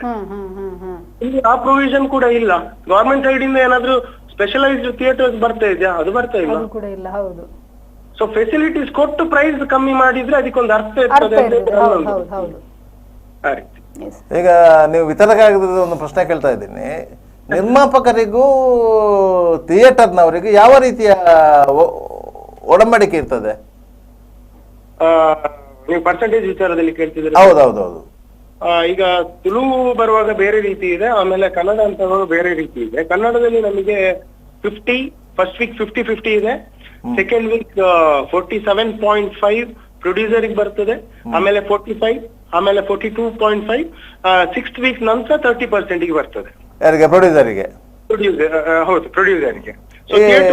ಸಿಂಗಲ್ ಸ್ಕ್ರೀನ್ ಥಿಯೇಟರ್ ಅಂತ ಆದ್ರೆ ಅದು ಡಿಪೆಂಡ್, ನಾವು ಅವರೊಟ್ಟಿಗೆ ಯಾವ ರೀತಿ ಅಗ್ರಿಮೆಂಟ್ ಮಾಡಿಕೊಂಡಿದ್ದೇವೆ, ಪರ್ಸೆಂಟೇಜ್ ಅಥವಾ ರೆಂಟ್. ಕೆಲವು ಕಡೆಯಲ್ಲಿ ರೆಂಟ್ ಇರ್ತದೆ, ಕೆಲವರು ಏನ್ ಮಾಡ್ತಾರೆ FH ಅಂತ ಇರ್ತದೆ, ಅಂದ್ರೆ ಮೊದಲೇ ಸಿನಿಮಾವನ್ನು ನಾವು ಬೈ ಮಾಡ್ಕೊಳ್ತಾರೆ. ಅದೀಗ ನೀವು ತುಳು ಸಿನಿಮಾ ನೋಡ್ಲಿಕ್ಕೆ ಹೋದ್ರೆ 50-40 ಥರ್ಡ್ ವೀಕಿಗೆ 30% ಬರ್ತಾ ಇದೆ. ಇಲ್ಲಿ ತುಳು ಚಿತ್ರ ನಿರ್ಮಾಪಕರ ಸಂಘ, ನಾವು ಅದ್ರ ಬಗ್ಗೆ ವಾಣಿಜ್ಯ ಮಂಡಳಿ ಆಗಿರ್ಬೋದು, ನಿರ್ಮಾಪಕರ ಸಂಘ ಆಗಿರ್ಬೋದು ಅಥವಾ ಸರ್ಕಾರಕ್ಕೆ ಇದ್ರ ಬಗ್ಗೆ ನಾವು ಸುಮಾರು ಸರ್ತಿ ಗಮನ ತಂದಿದ್ದೇವೆ. ನಾವು ನಮ್ಮ ಲೋಕಲ್ ಲ್ಯಾಂಗ್ವೇಜ್ ಆದ ಕಾರಣ ನಮ್ಗೆ ಸ್ಪೆಷಲಿ ಸಬ್ಸಿಡಿ ವಿಚಾರದಲ್ಲಿ ತೊಂದರೆ ಇದೆ. ಥಿಯೇಟರ್ ವಿಚಾರ ಮಾತ್ರ ನಂಬರ್ ಆಫ್ ಥಿಯೇಟರ್ಸ್ ತುಂಬಾ ಕಮ್ಮಿ ಇದೆ, ಆದ್ರೆ ಈ ಪರ್ಸೆಂಟೇಜ್ ವಿಚಾರವನ್ನು ಯಾರು ಸರಿ ಮಾಡಿ ಕೊಡ್ತಾ ಇಲ್ಲ ನಮಗೆ. ವಿಷಯಗಳು ತುಂಬಾ ಇದೆ, ಈ ಚರ್ಚೆಗಳಿಗೆ ಯಾರು ಇಂಟರ್ಫಿಯರ್ ಆಗ್ತಾ ಇಲ್ಲ. ಬಟ್ ಡೈರೆಕ್ಟ್ ಪ್ರೈಸ್ ವಿಚಾರಕ್ಕೆ ಪ್ರೊಡ್ಯೂಸರ್ಗೆ ಎಲ್ಲಿ ಹೊಡೆತ ಕೊಡ್ಬೇಕು ಅಲ್ಲಿ ಕೊಡ್ತಾ ಇದ್ದಾರೆ, ಅದು ಸರಿಯಲ್ಲ ಅಂತ ಕಾಣ್ತಾ ಇದೆ. ಎಲ್ಲ ವಿಚಾರವನ್ನು ಸಮೀಕ್ಷೆ ಮಾಡಿ ನಂಬರ್ ಆಫ್ ಥಿಯೇಟರ್ಸ್ ನಾವು ಹೇಗೆ ರೈಸ್ ಮಾಡೋಣ, ಅದು ಮಾಡಿದ ನಂತರ ನಾವು ಪ್ರೈಸ್ ಡ್ರಾಪ್ ಮಾಡ್ಬೋದಲ್ವಾ, ಇಂಥ ಆಲೋಚನೆಗಳನ್ನೆಲ್ಲ ಮಾಡೋದು ತುಂಬಾ ಅಗತ್ಯ ಇದೆ ಸರ್. ಕೆಲವು ದಿನಗಳ ಹಿಂದೆ ಉಪಮುಖ್ಯಮಂತ್ರಿ ಅವರು ಒಂದು ಮಾತು ಹೇಳಿದ್ರು, ಚಲನಚಿತ್ರ ನಿರ್ಮಾಪಕರಿಗೆ ಮತ್ತು ಪ್ರಮುಖರಿಗೆ ಯಾವ ರೀತಿ ನಟ್ಟು ಬೋಲ್ಟು ಟೈಟ್ ಮಾಡ್ಬೇಕಂತ ಗೊತ್ತಿದೆ ಅಂತ ಹೇಳಿ. ಇದು ಒಂದು ಅದರ ಪ್ರಯತ್ನ ಆಗಿರ್ಬೋದಾ? ಸ್ಟೇಟ್ಮೆಂಟ್ ಬಗ್ಗೆ ನನ್ನ ಗಮನಕ್ಕೆ ಬರ್ಲಿಲ್ಲ, ಗೊತ್ತಿಲ್ಲ. ಈಗ ನಟ್ಟು ಬೋಲ್ಟಿನ ಬಗ್ಗೆ ನನಗೆ ಗೊತ್ತಿಲ್ಲ. ಬಟ್ ಚಲನಚಿತ್ರ ವಾಣಿಜ್ಯ ಮಂಡಳಿ ಮತ್ತು ಸರ್ಕಾರದ ಮಧ್ಯೆ ಯಾವುದೋ ಒಂದು ವಿಚಾರಕ್ಕೆ ತಿಕ್ಕಾಟ ಬಂದ ಸಂದರ್ಭದಲ್ಲಿ ಅವರು ಆ ಮಾತನ್ನು ಹೇಳಿದ್ರು, ನಟ್ಟು ಬೋಲ್ಟು ಹೇಗೆ ಟೈಟ್ ಮಾಡ್ಬೇಕಂತ ನಮ್ಗೆ ಗೊತ್ತಿದೆ, ನಾವು ಹೇಳಿದ್ದನ್ನು ಕೇಳಬೇಕು ಚಲನಚಿತ್ರ ವಾಣಿಜ್ಯ ಮಂಡಳಿ ಅಂತ ಹೇಳಿ. ಹಾಗೆ ಇದು ನಟ್ಟು ಬೋಲ್ಟು ಟೈಟ್ ಮಾಡುವ ಪ್ರಶ್ನೆ ಇರ್ಬೋದು ಅಂತ ಕಾಣ್ತದೆ ಅಂತ ನನ್ನ ಅಭಿಪ್ರಾಯ. ನಿಮ್ಮ ಅಭಿಪ್ರಾಯ? ಸರಿ, ಇಲ್ಲ ಸರ್, ಅದ್ರದ್ದು ನನಗೆ ಗೊತ್ತಿಲ್ಲ. ಅವ್ರು ಯಾವ ದೃಷ್ಟಿಕೋನದಲ್ಲಿ ಆ ಮಾತು ಬಂದಿದೆ ಅಂತ ನನಗೆ ಗೊತ್ತಿಲ್ಲ. ಸೊ ನಾನು ಅದು ಗೊತ್ತಿಲ್ಲದೆ ನಾನು ಆ ವಿಚಾರದಲ್ಲಿ ಮಾತಾಡಿದ್ರೆ ತಪ್ಪಾಗ್ತದೆ. ಸರ್, ತಾವು ಎಷ್ಟು ಸಿನಿಮಾ ವಿತರಣೆ ಮಾಡಿದಿರಿ ಸರ್? ಸುಮಾರು 40 ಸಿನಿಮಾ ವಿತರಣೆ ಆಗಿದೆ. ತುಳು ಸಿನಿಮಾ ಎಷ್ಟು? ಸೊ ಏನಿಲ್ಲದಿದ್ರು ಒಂದು 35 ಸಿನಿಮಾ ತನಕ ತುಳು ಇದೆ. ಲಾಸ್ಟ್ 2 years ಇಂದ ಆಲ್ಮೋಸ್ಟ್ ಎಲ್ಲ ತುಳು ಸಿನಿಮಾ ನಾನೇ ಮಾಡ್ತಾ ಇದ್ದೀನಿ ಸರ್. ಈಗ ಇತ್ತೀಚೆಗೆ ತೆರೆ ಕಂಡಂತಹ ತುಳು ಮತ್ತು ಕನ್ನಡ ಸಿನಿಮಾಗಳಲ್ಲಿ ಅತ್ಯಂತ ಹೆಚ್ಚು ಲಾಭ ಗಳಿಸಿದಂತ ಸಿನಿಮಾ ಯಾವುದಂತ ನಿಮ್ಮ ಅಭಿಪ್ರಾಯ? ಸರ್, ಇತ್ತೀಚಿನ ದಿನಗಳಲ್ಲಿ ನಾನು ಹೇಳ್ಬೇಕಾದ್ರೆ ಲಾಭದ ವಿಚಾರ ಬಂದ್ರೆ ಲಾಸ್ಟ್ 2 years ಇಂದ ತುಳುವಲ್ಲಿ ಯಾವ ಸಿನಿಮಾವು ಲಾಭ ಅಂತ ಆಗ್ಲಿಲ್ಲ ಸರ್. 1-2 ಪ್ರಾಜೆಕ್ಟ್ ಸೇಫ್ ಆಗಿದೆ ಅಷ್ಟೇ. ಈ ವಿಚಾರವನ್ನು ತುಂಬಾ ಗಂಭೀರವಾಗಿ ತಗೊಳ್ಬೇಕಾಗ್ತದೆ. ಯಾಕಂತ ಹೇಳಿದ್ರೆ ಮೂವಿ ಮೇಕರ್ ಸುಮ್ನೆ ಸಿನಿಮಾ ಮಾಡ್ತಾ ಇದ್ದಾರೆ ಅಷ್ಟೇ. ಸೊ ಅಲ್ಲಿ ರಿಲೀಸ್ ಸ್ಲಾಟ್ ಇದೆಯಾ, ಅಷ್ಟು ಪ್ರೊವಿಷನ್ ಇದೆಯಾ? ನಾನು ಇವಾಗ್ಲೂ ಹೇಳ್ತಾ ಇದ್ದೀನಿ, ಈಗ ನನ್ನ ಹತ್ರ ಕೆಲವರು ಜನವರಿ ರಿಲೀಸ್ ಏನ್ ಹೇಳ್ತಾ ಇದ್ದಾರೆ ತುಳುವಿನವರು, ಅವರಿಗೆ ಜನವರಿ ಡೇಟೇ ಸಿಗ್ತಿಲ್ಲ ಸರ್. ತಿಂಗಳಿಗೆ ಒಂದೊಂದು ಸಿನಿಮಾ ನಾವು ರಿಲೀಸ್ ಮಾಡಿದ್ರು ಕೂಡ ಜನವರಿ ರಿಲೀಸ್ ಆಲೋಚನೆ ಮಾಡ್ತಿರೋನು ಎಲ್ಲೋ ನವೆಂಬರ್ ಅಲ್ಲಿ ರಿಲೀಸ್ ಮಾಡ್ಬೇಕಾಗಿದೆ. ಅದ್ರ ಮೇಲೆ ಆಲ್ರೆಡಿ ಈಗ ಒಂದು 10-15 ಸಿನಿಮಾ ಶೂಟಿಂಗ್ ಪ್ರೊಸೆಸ್ ಅಲ್ಲಿ ಇದೆ. ಈ ವಿಚಾರಗಳೆಲ್ಲೂ ಕಂಟ್ರೋಲ್ ಆಗ್ತಾ ಇಲ್ಲ. ಈಗ ವಾಣಿಜ್ಯ ಮಂಡಳಿ, ಈಗ ನಮ್ಮ ಸೈಡ್ ಇಂದ ನಾವು ಒಂದು ಇನಿಷಿಯೇಟ್ ತಗೊಳ್ತಿದ್ವಿ. ಈಗ ಪ್ರಮೋಷನ್ ವಿಚಾರದಲ್ಲಿ ಎಷ್ಟೋ ನಿರ್ಮಾಪಕರಿಗೆ ಸ್ಪೇಸ್ ಇಲ್ಲ. ಫಾರ್ ಎಕ್ಸಾಂಪಲ್ ಫ್ಲೆಕ್ಸ್ ಹಾಕ್ಲಿಕ್ಕೆ ಅಲ್ಲಿ ಅವಕಾಶ ಇಲ್ಲ ಸರ್. ಈಗ ಸಿಟಿ ಅಂತ ಹೇಳಿದ್ರೆ ಫ್ಲೆಕ್ಸ್ ಹಾಕ್ಲಿಕ್ಕೆ ಅವಕಾಶ ಇಲ್ಲ. ನಾವೊಂದು ಸರ್ಕಾರಕ್ಕೆ ಮನವಿ ಮಾಡುವ ಒಂದು ಪ್ರಯತ್ನದಲ್ಲಿ ಇದ್ದೇವೆ. ಅದರ ಕೆಲಸ ನಡೀತಿದೆ ಅಷ್ಟೇ. ಇನ್ವೆಸ್ಟ್ಮೆಂಟ್ ನಾವೇ ಮಾಡ್ತೀವಿ, ನಮ್ಮ ಪ್ರೊಡ್ಯೂಸರ್ ಸಂಘದ ಮುಖೇನ ನಾವು ಮಾಡ್ಲಿಕ್ಕೆ ರೆಡಿ ಇದ್ದೇವೆ. ಆದ್ರೆ ನಮಗೆ ಟ್ಯಾಕ್ಸ್ ಫ್ರೀ ಮಾಡಿ ಬೇರೆ ಬೇರೆ ಪಂಚಾಯತ್ನವರು ನಮಗೆ ಇದು ಟ್ಯಾಕ್ಸ್ ತಗೊಳ್ಳದ ರೀತಿಯಲ್ಲಿ ಬೇರೆ ಬೇರೆ ಪೊಸಿಷನ್ ಅಲ್ಲಿ ಹೋರ್ಡಿಂಗ್ ಅನ್ನು ಇನ್ಸ್ಟಾಲ್ ಮಾಡ್ಲಿಕ್ಕೆ, ಪರ್ಮನೆಂಟ್ ಹೋರ್ಡಿಂಗ್ಸ್ ಅನ್ನ ಇನ್ಸ್ಟಾಲ್ ಮಾಡ್ಲಿಕ್ಕೆ ಪ್ಲೇಸ್ ಕೊಡ್ಬೇಕು. ಅದ್ರ ಇನ್ವೆಸ್ಟ್ಮೆಂಟ್ ನಾವೇ ಮಾಡ್ಲಿಕ್ಕೆ ರೆಡಿ ಇದ್ದೇವೆ. ಬಟ್ ಅದಕ್ಕೆ ಯಾವುದೇ ರೀತಿಯಾದ ತೆರಿಗೆಗಳನ್ನೆಲ್ಲ ಹಾಕದೆ ನಮ್ಗೆ ಅವಕಾಶ ಮಾಡಿ ಕೊಡ್ಬೇಕು. ಸೊ ದಟ್ ಈಗ ನೋಡಿ, ನಿಮ್ಗೆ ಒಂದು 10x10 ಹೋರ್ಡಿಂಗ್ ಅಂತ ಹೇಳಿದ್ರೆ ಸುಮಾರು 2-3 ಸಾವಿರ ತನಕ ಅದರ ರೆಂಟ್ ಉಂಟು. ಆ ಹೋರ್ಡಿಂಗ್ ಅನ್ನು ನಾವು ಒಂದು 500 ರೂಪಾಯಿ ಒಳಗೆ ಪ್ರೊಡ್ಯೂಸರ್ಗೆ ಕನ್ವೀನಿಯಂಟ್ ಆಗಿ ಸಿಗ್ಬೇಕು. ಸೊ ದಟ್ ಪ್ರಮೋಷನ್ ಒಂದು ಒಳ್ಳೆ ರೀತಿಯಲ್ಲಿ ಸಿನಿಮಾಕ್ಕೆ ಅಗತ್ಯ ಇದೆ ಸರ್. ಈ ಪ್ರಮೋಷನ್ ಪಾರ್ಟ್ ಅಂತ ಬರುವಾಗ ಸಿನಿಮಾದವರು ಮರ್ತೇ ಬಿಟ್ಟಿದ್ದಾರೆ ಅದು ಹೇಗೆ ಮಾಡ್ಬೇಕು ಅಂತ ಹೇಳಿ. ಓಕೆ, ಧನ್ಯವಾದಗಳು ಸರ್ ನಮ್ಮ ಜೊತೆ ಮಾಹಿತಿಯನ್ನು ಹಂಚಿಕೊಂಡಿದ್ದಕ್ಕೆ. Thank you. Yes sir, thank you. ನೋಡಿ, ಸರ್ಕಾರ ಸಿನಿಮಾ ರಂಗ ಎದುರಿಸುತ್ತಿರುವಂತಹ ಸಮಸ್ಯೆಗಳನ್ನ ಪರಿಹಾರ ಮಾಡಲಿಕ್ಕೆ ಸಿನಿಮಾ ರಂಗದವರೊಂದಿಗೆ ಕೂತು ಮಾತನಾಡಿ ವ್ಯವಸ್ಥೆ ಮಾಡ್ಕೋಬೇಕು. ಇಲ್ಲದಿದ್ದರೆ ಸಿನಿಮಾ ರಂಗ ಏನು ಅಪೇಕ್ಷೆ ಪಡ್ತಾ ಇದೆ ಆ ಅಪೇಕ್ಷೆ ಪಟ್ಟದನ್ನು ಒದಗಿಸುವಂಥ ಕೆಲಸವನ್ನು ಸರ್ಕಾರ ಮಾಡಬೇಕು. ಯಾಕಂತ ಹೇಳಿದರೆ ಸಿನಿಮಾ ರಂಗದಿಂದ ಸರ್ಕಾರಕ್ಕೆ ಲಾಭ ಇದೆ, ಆದರೆ ಸರ್ಕಾರದಿಂದ ಸಿನಿಮಾ ರಂಗಕ್ಕೆ ಯಾವುದೇ ಲಾಭ ಇಲ್ಲ. ಯಾಕಂತ ಹೇಳಿದರೆ ಸಿನಿಮಾ ರಂಗದವರು ಒಂದು ಚಿತ್ರದ ಪ್ರಮೋಷನಿಗಾಗಿ ಒಂದು ಸಾರ್ವಜನಿಕ ಸ್ಥಳವನ್ನು ಬಳಸುವುದಾದರೂ ಸಹ ಅವರು ಆ ಸ್ಥಳಕ್ಕೆ ಬಾಡಿಗೆ ಕಟ್ಟಬೇಕಾದಂಥ ಪರಿಸ್ಥಿತಿ ಇದೆ. ಅದರ ಬಾಡಿಗೆ ಕಟ್ಟುವ ಪ್ರಮೇಯವನ್ನು ಸರ್ಕಾರವೇ ಉಚಿತವಾಗಿ ಒದಗಿಸಿಕೊಟ್ಟರೆ ಸಿನಿಮಾ ರಂಗಕ್ಕೆ ಸ್ವಲ್ಪ ಅನುಕೂಲ ಆಗುತ್ತದೆ. ಅದು ಅಲ್ಲದೆ ಸಿನಿಮಾ ಶೂಟಿಂಗ್ ಸಂದರ್ಭದಲ್ಲಿ ಸರ್ಕಾರಿ ಜಾಗದಲ್ಲಿ ಶೂಟಿಂಗ್ ಮಾಡುವಂತಹ ಸಂದರ್ಭದಲ್ಲಿ ಆ ಜಾಗಕ್ಕೆ ಬಾಡಿಗೆ ತಗೊಳ್ಳುವುದು, ಇಲ್ಲದ್ರೆ ವಿವಿಧ ಪರ್ಮಿಷನ್ಗಳ ನೆಲೆಯಲ್ಲಿ ಶುಲ್ಕ ವಿಧಿಸುವುದು, ಇದನ್ನೆಲ್ಲ ಕಡಿಮೆ ಮಾಡಿದರೆ ಸಿನಿಮಾ ನಿರ್ಮಾಣಕ್ಕೆ ತಗಲುವಂಥ ವೆಚ್ಚವು ಕಡಿಮೆ ಆಗುತ್ತೆ. ಆದ್ದರಿಂದ ಸಿನಿಮಾ ರಂಗ ಸ್ವಲ್ಪ ಪುಟಿದೇಳಲಿಕ್ಕೆ ಸಾಧ್ಯತೆಗಳಿದೆ. ಹೊಸ ಹೊಸ ನಿರ್ಮಾಪಕರು ಸಿನಿಮಾ ರಂಗಕ್ಕೆ ಬರ್ತಾ ಇದ್ದಾರೆ, ಹೊಸ ಹೊಸ ಸಿನಿಮಾಗಳು ಬರ್ತಾ ಇದೆ, ಹೊಸ ಹೊಸ ಕಾನ್ಸೆಪ್ಟ್ಗಳು ಬರ್ತಾ ಇದೆ. ದೊಡ್ಡ ಬಜೆಟ್ನ ಚಿತ್ರಗಳು ಸಹ ಕನ್ನಡ ಚಲನಚಿತ್ರರಂಗದಲ್ಲಿ, ನಮ್ಮ ಪ್ರಾದೇಶಿಕ ಭಾಷೆ ತುಳು ಚಲನಚಿತ್ರರಂಗದಲ್ಲಿ ದೊಡ್ಡ ದೊಡ್ಡ ಬಜೆಟ್ನ ಚಿತ್ರಗಳು ಬರಲಿಕ್ಕೂ ಹಾತೊರೀತಾ ಇದೆ. ಆದರೆ ದೊಡ್ಡ ಬಜೆಟನ್ನು ಇನ್ವೆಸ್ಟ್ಮೆಂಟ್ ಮಾಡಿದ ಮೇಲೆ ಆ ಹಣವನ್ನು ವಾಪಸ್ ತೆಗೆದುಕೊಳ್ಬೋದಾ ಅಂತಹ ಒಂದು ಭಯವು ಅವರಲ್ಲಿದೆ. ಯಾಕಂತ ಹೇಳಿದ್ರೆ ನಿರ್ದಿಷ್ಟವಾಗಿ ಇಷ್ಟೇ ದಿನಗಳ ಕಾಲ ಚಲನಚಿತ್ರ ಮಲ್ಟಿಪ್ಲೆಕ್ಸ್ ಆಗಲಿ ಸಿಂಗಲ್ ವಿಂಡೋ ಸಿಂಗಲ್ ಸ್ಕ್ರೀನ್ ಥಿಯೇಟರ್ಗಳಲ್ಲಿ ಓಡಿದ್ರೆ ಮಾತ್ರ ನಿರ್ಮಾಪಕ ಸೇಫ್ ಅಂತ ಹೇಳಿ ನೋಡಿ. ಕಳೆದ ಕೆಲವು ಸಮಯಗಳಿಂದ ಸಚಿನ್ ಅವರು ಹೇಳಿದಂತೆ ಒಂದು 2-3 ಚಿತ್ರಗಳು ಸೇಫರ್ ಜೋನಲ್ಲಿ ಇದೆ, ಹೊರತು ಲಾಭದ ಇಲ್ಲ. ಮತ್ತೆಲ್ಲ ಚಿತ್ರಗಳು ನಷ್ಟದ ಬಾಬತ್ತಿನಲ್ಲಿದೆ. ಅದರಿಂದಾಗಿ ಚಿತ್ರರಂಗ ಉಳಿಬೇಕು ಎನ್ನುವಂತ ಕಾಳಜಿ ಸರ್ಕಾರಕ್ಕೆ ಇದ್ರೆ ಸರ್ಕಾರ ಈ ಬಗ್ಗೆ ಎಲ್ಲ ಚಿತ್ರರಂಗದ ಪ್ರಮುಖರನ್ನ ಕರೆದು, ಅದರ ತಂತ್ರಜ್ಞರಿರ್ಬೋದು, ಅದರ ಕಲಾವಿದರಿರ್ಬೋದು, ಅದರ ಪ್ರೊಡ್ಯೂಸರ್ಸ್ ಇರ್ಬೋದು, ವಿತರಕರಿರ್ಬೋದು, ಎಲ್ಲರನ್ನು ಕರೆದು ಏನೆಲ್ಲ ಸಮಸ್ಯೆಗಳಾಗ್ತಾ ಇದೆ ಅದನ್ನು ಸರ್ಕಾರಿ ಮಟ್ಟದಲ್ಲಿ ಎಲ್ಲಿ ಸರಿ ಮಾಡ್ಲಿಕ್ಕೆ ಆಗ್ತದೆ ಅಂತ ಆಲೋಚನೆ ಮಾಡಬೇಕೇ ಹೊರತು ಏಕಾಏಕಿ ನೀವು ಸಿನಿಮಾ ದರವನ್ನು ನಿಗದಿಪಡಿಸಿ ಅವರ ಒಮ್ಮೆ ಸೋತು ಹೋಗಿರುವಂತಹ ಒಂದು ರಂಗಕ್ಕೆ ಮತ್ತೊಂದು ಕೊಡಲಿ ಪೆಟ್ಟು ಹೇಳುದು ಸರಿಯಲ್ಲ ಅನ್ನುವಂತ ಭಾವನೆ. ಎಸ್ ಸರ್, ಇದ್ರ ಬಗ್ಗೆ ಇನ್ನಷ್ಟು ಮಾತಾಡೋಣ. ಇದೀಗ ಸುದ್ದಿಯಲ್ಲಿ ಚಿಕ್ಕ ವಿರಾಮ.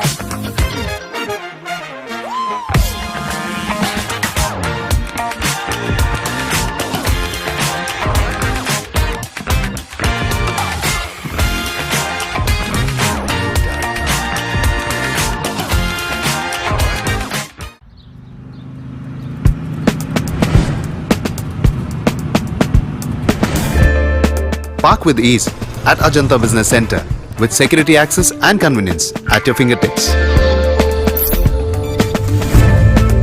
Step into a welcoming lobby where a warm smile greets you and your clients.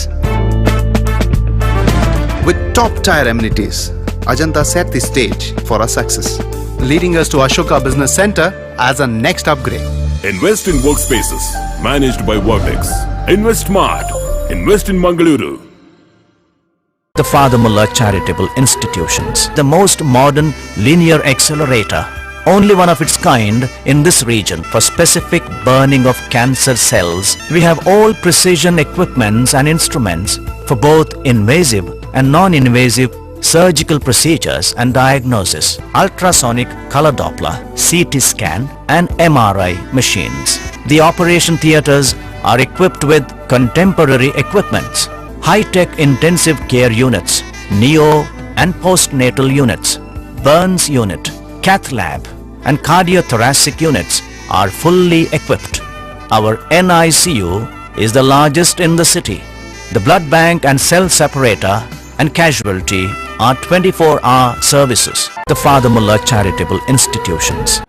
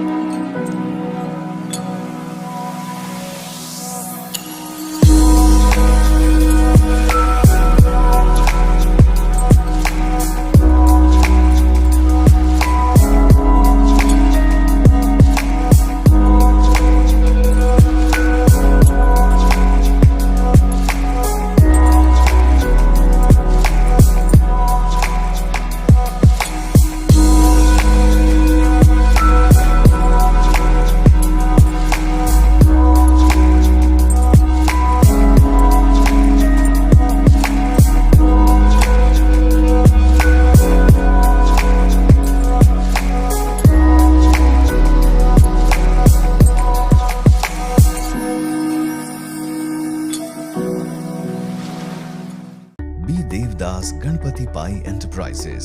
All kinds of quality and attractive material available at one place. Biggest showroom in Mangalore city.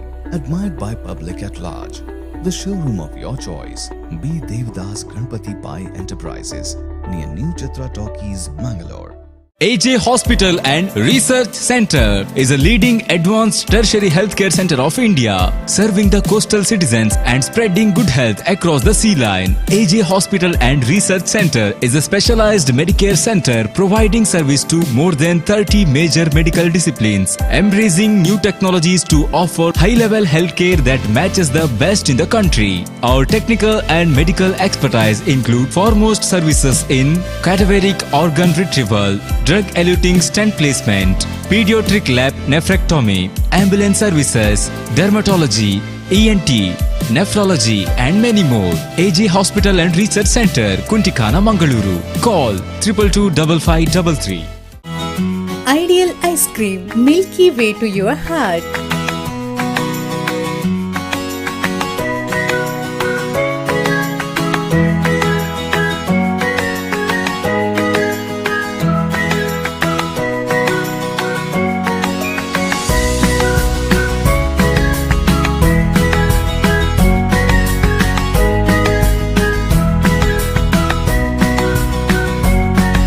Embellished with a variety of fruits and flavored with rich crunch and chips, they treat your taste buds.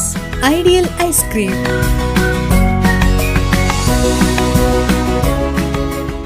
Vasudeva Stores, store for your inner needs.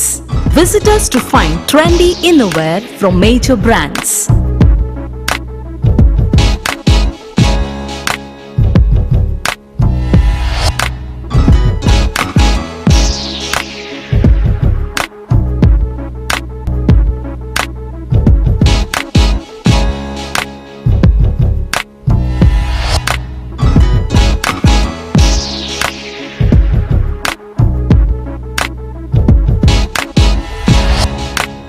Visit Vasudeva Stores, ground floor, Ideal Towers near Sharavu Ganapati Temple, Mangaluru.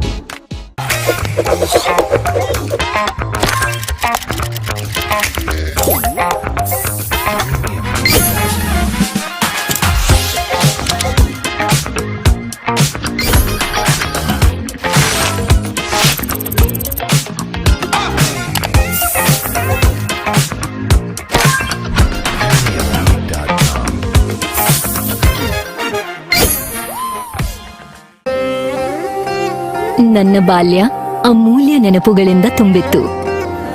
ಸಮಯದ ಸವಾಲನ್ನು ಎದುರಿಸಿ ನಿಂತ ಪರಂಪರೆ. ಆಹಾ, shining, ಆದ್ರೆ ಏನೋ missing.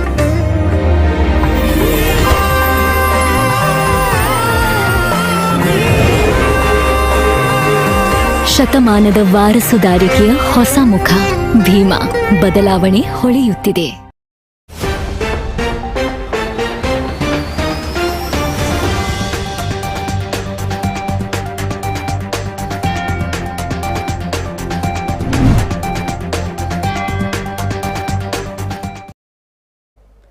ವಿರಾಮದ ಬಳಿಕ ಸುದ್ದಿಗೊಂದು ಗುದ್ದುಗೆ ಮತ್ತೊಮ್ಮೆ ಸ್ವಾಗತ. ಸರ್, ಈಗ ಕೋರ್ಟ್ ನೀಡಿರುವ ಈ ಮಧ್ಯಂತರ ತಡೆ ಎಷ್ಟು ಟೈಮ್ ಇರಬಹುದು ಅಂತ ನೋಡಿ. ಹೈಕೋರ್ಟ್ನಲ್ಲಿ ಯಾವುದೇ ರಿಟ್ ಪಿಟಿಷನ್ ದಾಖಲಾದರೂ ಯಾರು ಡಿಫೆಂಡೆಂಟ್ಸ್ ಇದ್ದಾರೆ ಅವರಿಗೆ ನೋಟಿಸ್ ಇಶ್ಯೂ ಮಾಡ್ತದೆ. ಮತ್ತೆ ಏನು ಪ್ರೇಯರ್ ಇರ್ತದೆ ಅದಕ್ಕೆ ಸಂಬಂಧಪಟ್ಟ ಹಾಗೆ ಒಂದು ಇಂಟ್ರಿಮ್ ಸ್ಟೇ ಆರ್ಡರ್ ಕೊಡ್ತಾರೆ. ಈಗ ಡಿಫೆಂಡೆಂಟಿಗೆ ನೋಟಿಸ್ ಇಶ್ಯೂ ಆದ ಮೇಲೆ ಆ ಡಿಫೆಂಡೆಂಟ್ನ ಪರ ವಕೀಲರು ಬಂದು ಹಾಜರಾಗಬೇಕು. ಒಂದು ಡೇಟ್ ಕೊಟ್ಟಿರ್ತಾರೆ, ಇಂಥ ಡೇಟಿಗೆ ಅಂತೇಳಿ. ಆ ಡೇಟಿಗೆ ಅವರು ಬಂದು ಹಾಜರಾಗಬೇಕು. ಅವರ ಪರವಾದ ವಾದವನ್ನು ಅವರು ಯಾಕಂದ್ರೆ ಇಲ್ಲಿ ಡಿಫೆಂಡೆಂಟ್ ಸರ್ಕಾರ. ಯಾಕಂದ್ರೆ ಇಲ್ಲಿ ಸರ್ಕಾರದ ಆದೇಶದ ಮೇರೆಗೆ ಇವರು ಹೈಕೋರ್ಟಿಗೆ ಹೋಗಿರೋದು. ಯಾರು ಮಲ್ಟಿಪ್ಲೆಕ್ಸ್ ಥಿಯೇಟರ್ ಅಸೋಸಿಯೇಷನ್ ಅವರು, ವಿತರಕರು, ಯಾರು ಕೆಲವರೆಲ್ಲ ಹೋಗಿದ್ದಾರೆ. ಅವರು ಅದು ಎರಡೂ ಸೈಡ್ನ ವಾದ ಪ್ರತಿವಾದಗಳನ್ನು ಕೋರ್ಟ್ ಆಲಿಸಿ ಏನು ಮಾಡ್ತದೆ ಅಂತ ಹೇಳಿದ್ರೆ, ಸರ್ಕಾರದ ಆದೇಶ ಕಾನೂನುಬದ್ಧವ ಅಂತ ನೋಡ್ತದೆ. ಕಾನೂನಿಗೆ ಅನುಗುಣವಾಗಿ ಸರ್ಕಾರ ಆದೇಶ ಮಾಡಿದೆ. ಒಂದು ವೇಳೆ ಆ ರೀತಿ ಕಾನೂನಿಗೆ ಬದ್ಧವಾಗಿ ಆದೇಶ ಮಾಡದೇ ಇದ್ದಿದ್ರೆ, ಯಾಕಂದ್ರೆ ಏಕಾಏಕಿ ಆದೇಶ ಮಾಡಿರೋದು, ಯಾವುದೇ ಸರ್ಕಾರ ಏಕಾಏಕಿ ಆದೇಶ ಮಾಡಲಿಕ್ಕೆ ಬರುವುದಿಲ್ಲ. ಸರ್ಕಾರ ಒಂದು ಆದೇಶ ಮಾಡಬೇಕಾದ್ರೆ ಕ್ಯಾಬಿನೆಟ್ ಅಲ್ಲಿ ಚರ್ಚೆ ಮಾಡಬೇಕು. ಕ್ಯಾಬಿನೆಟ್ಗೆ ಚರ್ಚೆ ಮಾಡಬೇಕು ಅಂತ ಹೇಳಿದ್ರೆ ಕೇವಲ ಒಂದು 4 ಪೇಪರ್ ಇಟ್ಕೊಂಡು ಹೋಗಿ ಕ್ಯಾಬಿನೆಟ್ ಅಲ್ಲಿ ಚರ್ಚೆ ಮಾಡೋದಲ್ಲ. ಅದಕ್ಕೆ ಆರಂಭಿಕ ಹಂತದಲ್ಲಿ ಒಂದು ಫೈಲ್ ರೆಡಿ ಆಗಬೇಕು, ಪುಟಪ್ ಆಗಬೇಕು. ಅದರ ಮೇಲೆ ಕೆಲವು ಒಪಿನಿಯನ್ಗಳಾಗಬೇಕು. ಆ ಒಪಿನಿಯನ್ ಆಧಾರ ಮೇಲೆ ಅಂತಿಮವಾಗಿ ಕ್ಯಾಬಿನೆಟ್ಗೆ ಹೋಗುವಂಥದ್ದು. ಅಲ್ಲಿ ಕ್ಯಾಬಿನೆಟ್ ಡಿಸಿಷನ್ ಆಗೋದು ಅಂತೇಳಿ. ಕ್ಯಾಬಿನೆಟ್ ಡಿಸಿಷನ್ ಆದರೆ ಅದರ ನಂತರ ಅದಕ್ಕೆ ರೂಲಿಂಗ್ ಬರುತ್ತೆ, ಯಾವ ರೀತಿ ಅದನ್ನು ಜಾರಿ ಮಾಡಬೇಕು ಅಂತೇಳಿ. ಆ ರೀತಿಯಾಗಿ ಇರುವಂಥದ್ದು. ಆ ರೀತಿಯ ಪ್ರಕ್ರಿಯೆಗಳಾಗಿದೆ ಅಂತ ನೋಡ್ತದೆ. ಆ ರೀತಿಯ ಪ್ರಕ್ರಿಯೆಗಳು ಆಗದಿದ್ದರೆ ಅದು ಕಾನೂನು ಊರ್ಜಿತವಲ್ಲ. ಇಲ್ಲದ್ರೆ ವಿಧಾನಸಭೆಯಲ್ಲಿ ಕಾನೂನು ಮಂಡನೆ ಆಗಬೇಕು, ವಿಧಾನಸಭೆಯಲ್ಲಿ ಚರ್ಚೆ ಆಗಬೇಕು. ಒಂದು ವೇಳೆ ಆಕ್ಷೇಪಗಳು ಎಲ್ಲ ಇದ್ದರೆ ಅದು ಸಬ್ ಕಮಿಟಿಗೆ ಹೋಗಬೇಕು, ವಿಧಾನಮಂಡಲದ ಒಂದು ಸಮಿತಿ ಮಾಡ್ತಾರೆ, ಆ ಸಮಿತಿಗೆ ಹೋಗಬೇಕು, ಆ ಸಮಿತಿಯಲ್ಲಿ ಚರ್ಚೆ ಆಗಬೇಕು. ಈ ರೀತಿಯಾಗಿ ತುಂಬ ಪ್ರೊಸೆಸ್ಗಳೆಲ್ಲ ಇರ್ತದೆ ಯಾವುದೇ ಒಂದು ರೂಲಿಂಗ್ ತರೋದಾದ್ರು. ಇದು ಏಕಪಕ್ಷೀಯ ರೂಲಿಂಗ್ ತರಲಿಕ್ಕೆ ಯಾವುದೇ ಸರ್ಕಾರಕ್ಕೂ ಅಧಿಕಾರ ಇಲ್ಲ. ನಿಮಗೆ ಸರ್ಕಾರಕ್ಕೆ ಎಲ್ಲ ರೀತಿಯ ಅಧಿಕಾರ ಇರ್ಬೋದು, ಅದನ್ನು ನೀವು ಏಕಪಕ್ಷೀಯವಾಗಿ ಒಂದು ವಿಚಾರಕ್ಕೆ ಸಂಬಂಧಪಟ್ಟಾಗೆ ರೂಲಿಂಗ್ ತರಲಿಕ್ಕೆ ಸಾಧ್ಯ ಆಗುವುದಿಲ್ಲ. ಆದ್ದರಿಂದಾಗಿ ಇಂತಹ ಒಂದು ಆದೇಶ ಏನು ಮಾಡಿದ್ದಾರೆ, ಒಂದು ಸಿನಿಮಾ ಥಿಯೇಟರ್ನ ಸೀಟಿನ ಬೆಲೆ, ಒಂದು ಸಿನಿಮಾದ ಪ್ರದರ್ಶನದ ಬೆಲೆಯನ್ನು ಸರ್ಕಾರ ನಿಗದಿಪಡಿಸಲಿಕ್ಕೆ ಸಾಧ್ಯ ಆಗುವುದಿಲ್ಲ. ಆದ್ದರಿಂದಾಗಿ ಇದನ್ನು ಹೈಕೋರ್ಟ್ ಖಂಡಿತವಾಗಿಯೂ ಈಗ ಏನು ಇಂಟ್ರಿಮ್ ಸ್ಟೇ ಕೊಟ್ಟಿದೆ ಅದನ್ನಷ್ಟು ಅದನ್ನು ಇದು ಮಾಡ್ತದೆ. ನೀವು ಪುನಃ ಆರಂಭಿಕ ಹಂತದಲ್ಲಿ ಯಾವ ರೀತಿಯಲ್ಲಿ ಟಿಕೆಟ್ ದರವನ್ನು ಏಕರೂಪವಾಗಿ ನಿಗದಿಪಡಿಸಬೇಕಂತ ಇದೆಯೋ ಅದೇ ರೀತಿ ಅದಕ್ಕೆ ಸಂಬಂಧಪಟ್ಟ ಎಲ್ಲ ಸಿನಿಮಾ ರಂಗಕ್ಕೆ ಸೇರಿದಂಥ ಎಲ್ಲ ವಿಭಾಗಗಳಿವೆ, ಅವ್ರದ್ದೆಲ್ಲ ಅಭಿಪ್ರಾಯಗಳನ್ನು ಕ್ರೋಢೀಕರಿಸಿ ಅದಕ್ಕೊಂದು ತಜ್ಞರ ಸಮಿತಿ ಮಾಡಿ ಎಷ್ಟು ಮಾಡಬೇಕು ಅಂತೇಳಿ, ಯಾವ ಬಜೆಟ್ನ ಚಿತ್ರಕ್ಕೆ ಎಷ್ಟು ಟಿಕೆಟ್ ದರ, ಯಾವ ಬಜೆಟ್ನ ಚಿತ್ರಕ್ಕೆ ಎಷ್ಟು ಟಿಕೆಟ್ ದರ, ಇದು ಕನ್ನಡಕ್ಕೆ ಎಷ್ಟು, ತಮಿಳಿಗೆ ಎಷ್ಟು, ಹಿಂದಿಗೆ ಎಷ್ಟು ದರ, ಈ ರೀತಿಯಾಗಿ ಮಾಡಿ. ಮತ್ತೆ ಒಂದೇ ಸಿನಿಮಾ 5 ಭಾಷೆಗಳಲ್ಲಿ, ಈಗ ಪ್ಯಾನ್ ಇಂಡಿಯಾ ಸಿನಿಮಾ ಅಂತ ನಾವೊಂದು ಹೇಳ್ತೇವೆ, ಅಂಥ ಸಿನಿಮಾಗಳಿಗೆ ಎಷ್ಟು, ಪ್ರಾದೇಶಿಕ ಭಾಷೆ ತುಳು ಇರ್ಬೋದು, ಬ್ಯಾರಿ ಇರ್ಬೋದು, ಕೊಡವ ಇರ್ಬೋದು, ಕೊಂಕಣಿ ಇರ್ಬೋದು, ಇಂತಹ ಭಾಷೆಗಳಲ್ಲಿ ತಯಾರಾದ ಸಿನಿಮಾಗಳಿಗೆ ಯಾವ ರೇಟು, ಈ ರೀತಿಯಾಗಿ ಒಂದು ರೇಟ್ ಫಿಕ್ಸ್ ಮಾಡಿಕೊಳ್ಳಿ. ಯಾಕಂತ ಹೇಳಿದರೆ ಕೆಲವೊಂದು ಸಿನಿಮಾಗಳಿಗೆ ಕೆಲವೊಂದು ವರ್ಗದ ವೀಕ್ಷಕರು ಹೋಗ್ತಾರೆ. ತುಳು ಭಾಷೆಯ ಚಿತ್ರ ಅಂತ ಇಟ್ಕೊಳ್ಳಿ, ಅದನ್ನು ನೀವು ಯಾವ ರೀತಿಯಲ್ಲಿ ಒಂದು 500 ಕೋಟಿ ಖರ್ಚು ಮಾಡಿ ಸಿನಿಮಾ ಮಾಡಿದ್ರು ಅದರ ವೀಕ್ಷಕರ ಸಂಖ್ಯೆ ಸೀಮಿತ. ದಕ್ಷಿಣ ಕನ್ನಡ, ಉಡುಪಿಗೆ, ಅದು ಬೆಂಗಳೂರು, ಬಾಂಬೆ, ವಿದೇಶದಲ್ಲಿ 1-2 ಕಡೆಗಳಲ್ಲಿ ಅದು ಹೋಗ್ತದೆ, ಬೇರೆ ಕಡೆಯಲ್ಲೇ ಹೋಗೋದಿಲ್ಲ. ಕನ್ನಡ ಭಾಷೆಯ ಚಿತ್ರ ಅಂತ ಹೇಳಿದ್ರೆ ಇಡೀ ಆಲ್ ಓವರ್ ಕರ್ನಾಟಕ ಹೋಗುತ್ತೆ, ಬಾಂಬೆ ಹೋಗುತ್ತೆ, ಬೇರೆ ಬೇರೆ ಕಡೆಗಳಲ್ಲಿ ಕನ್ನಡಿಗರು ಇಲ್ಲಿದ್ದಾರೆ ಅಲ್ಲಿಗೆಲ್ಲ ಹೋಗುತ್ತೆ. ಅದರ ವೀಕ್ಷಕರ ಸಂಖ್ಯೆ ಜಾಸ್ತಿ.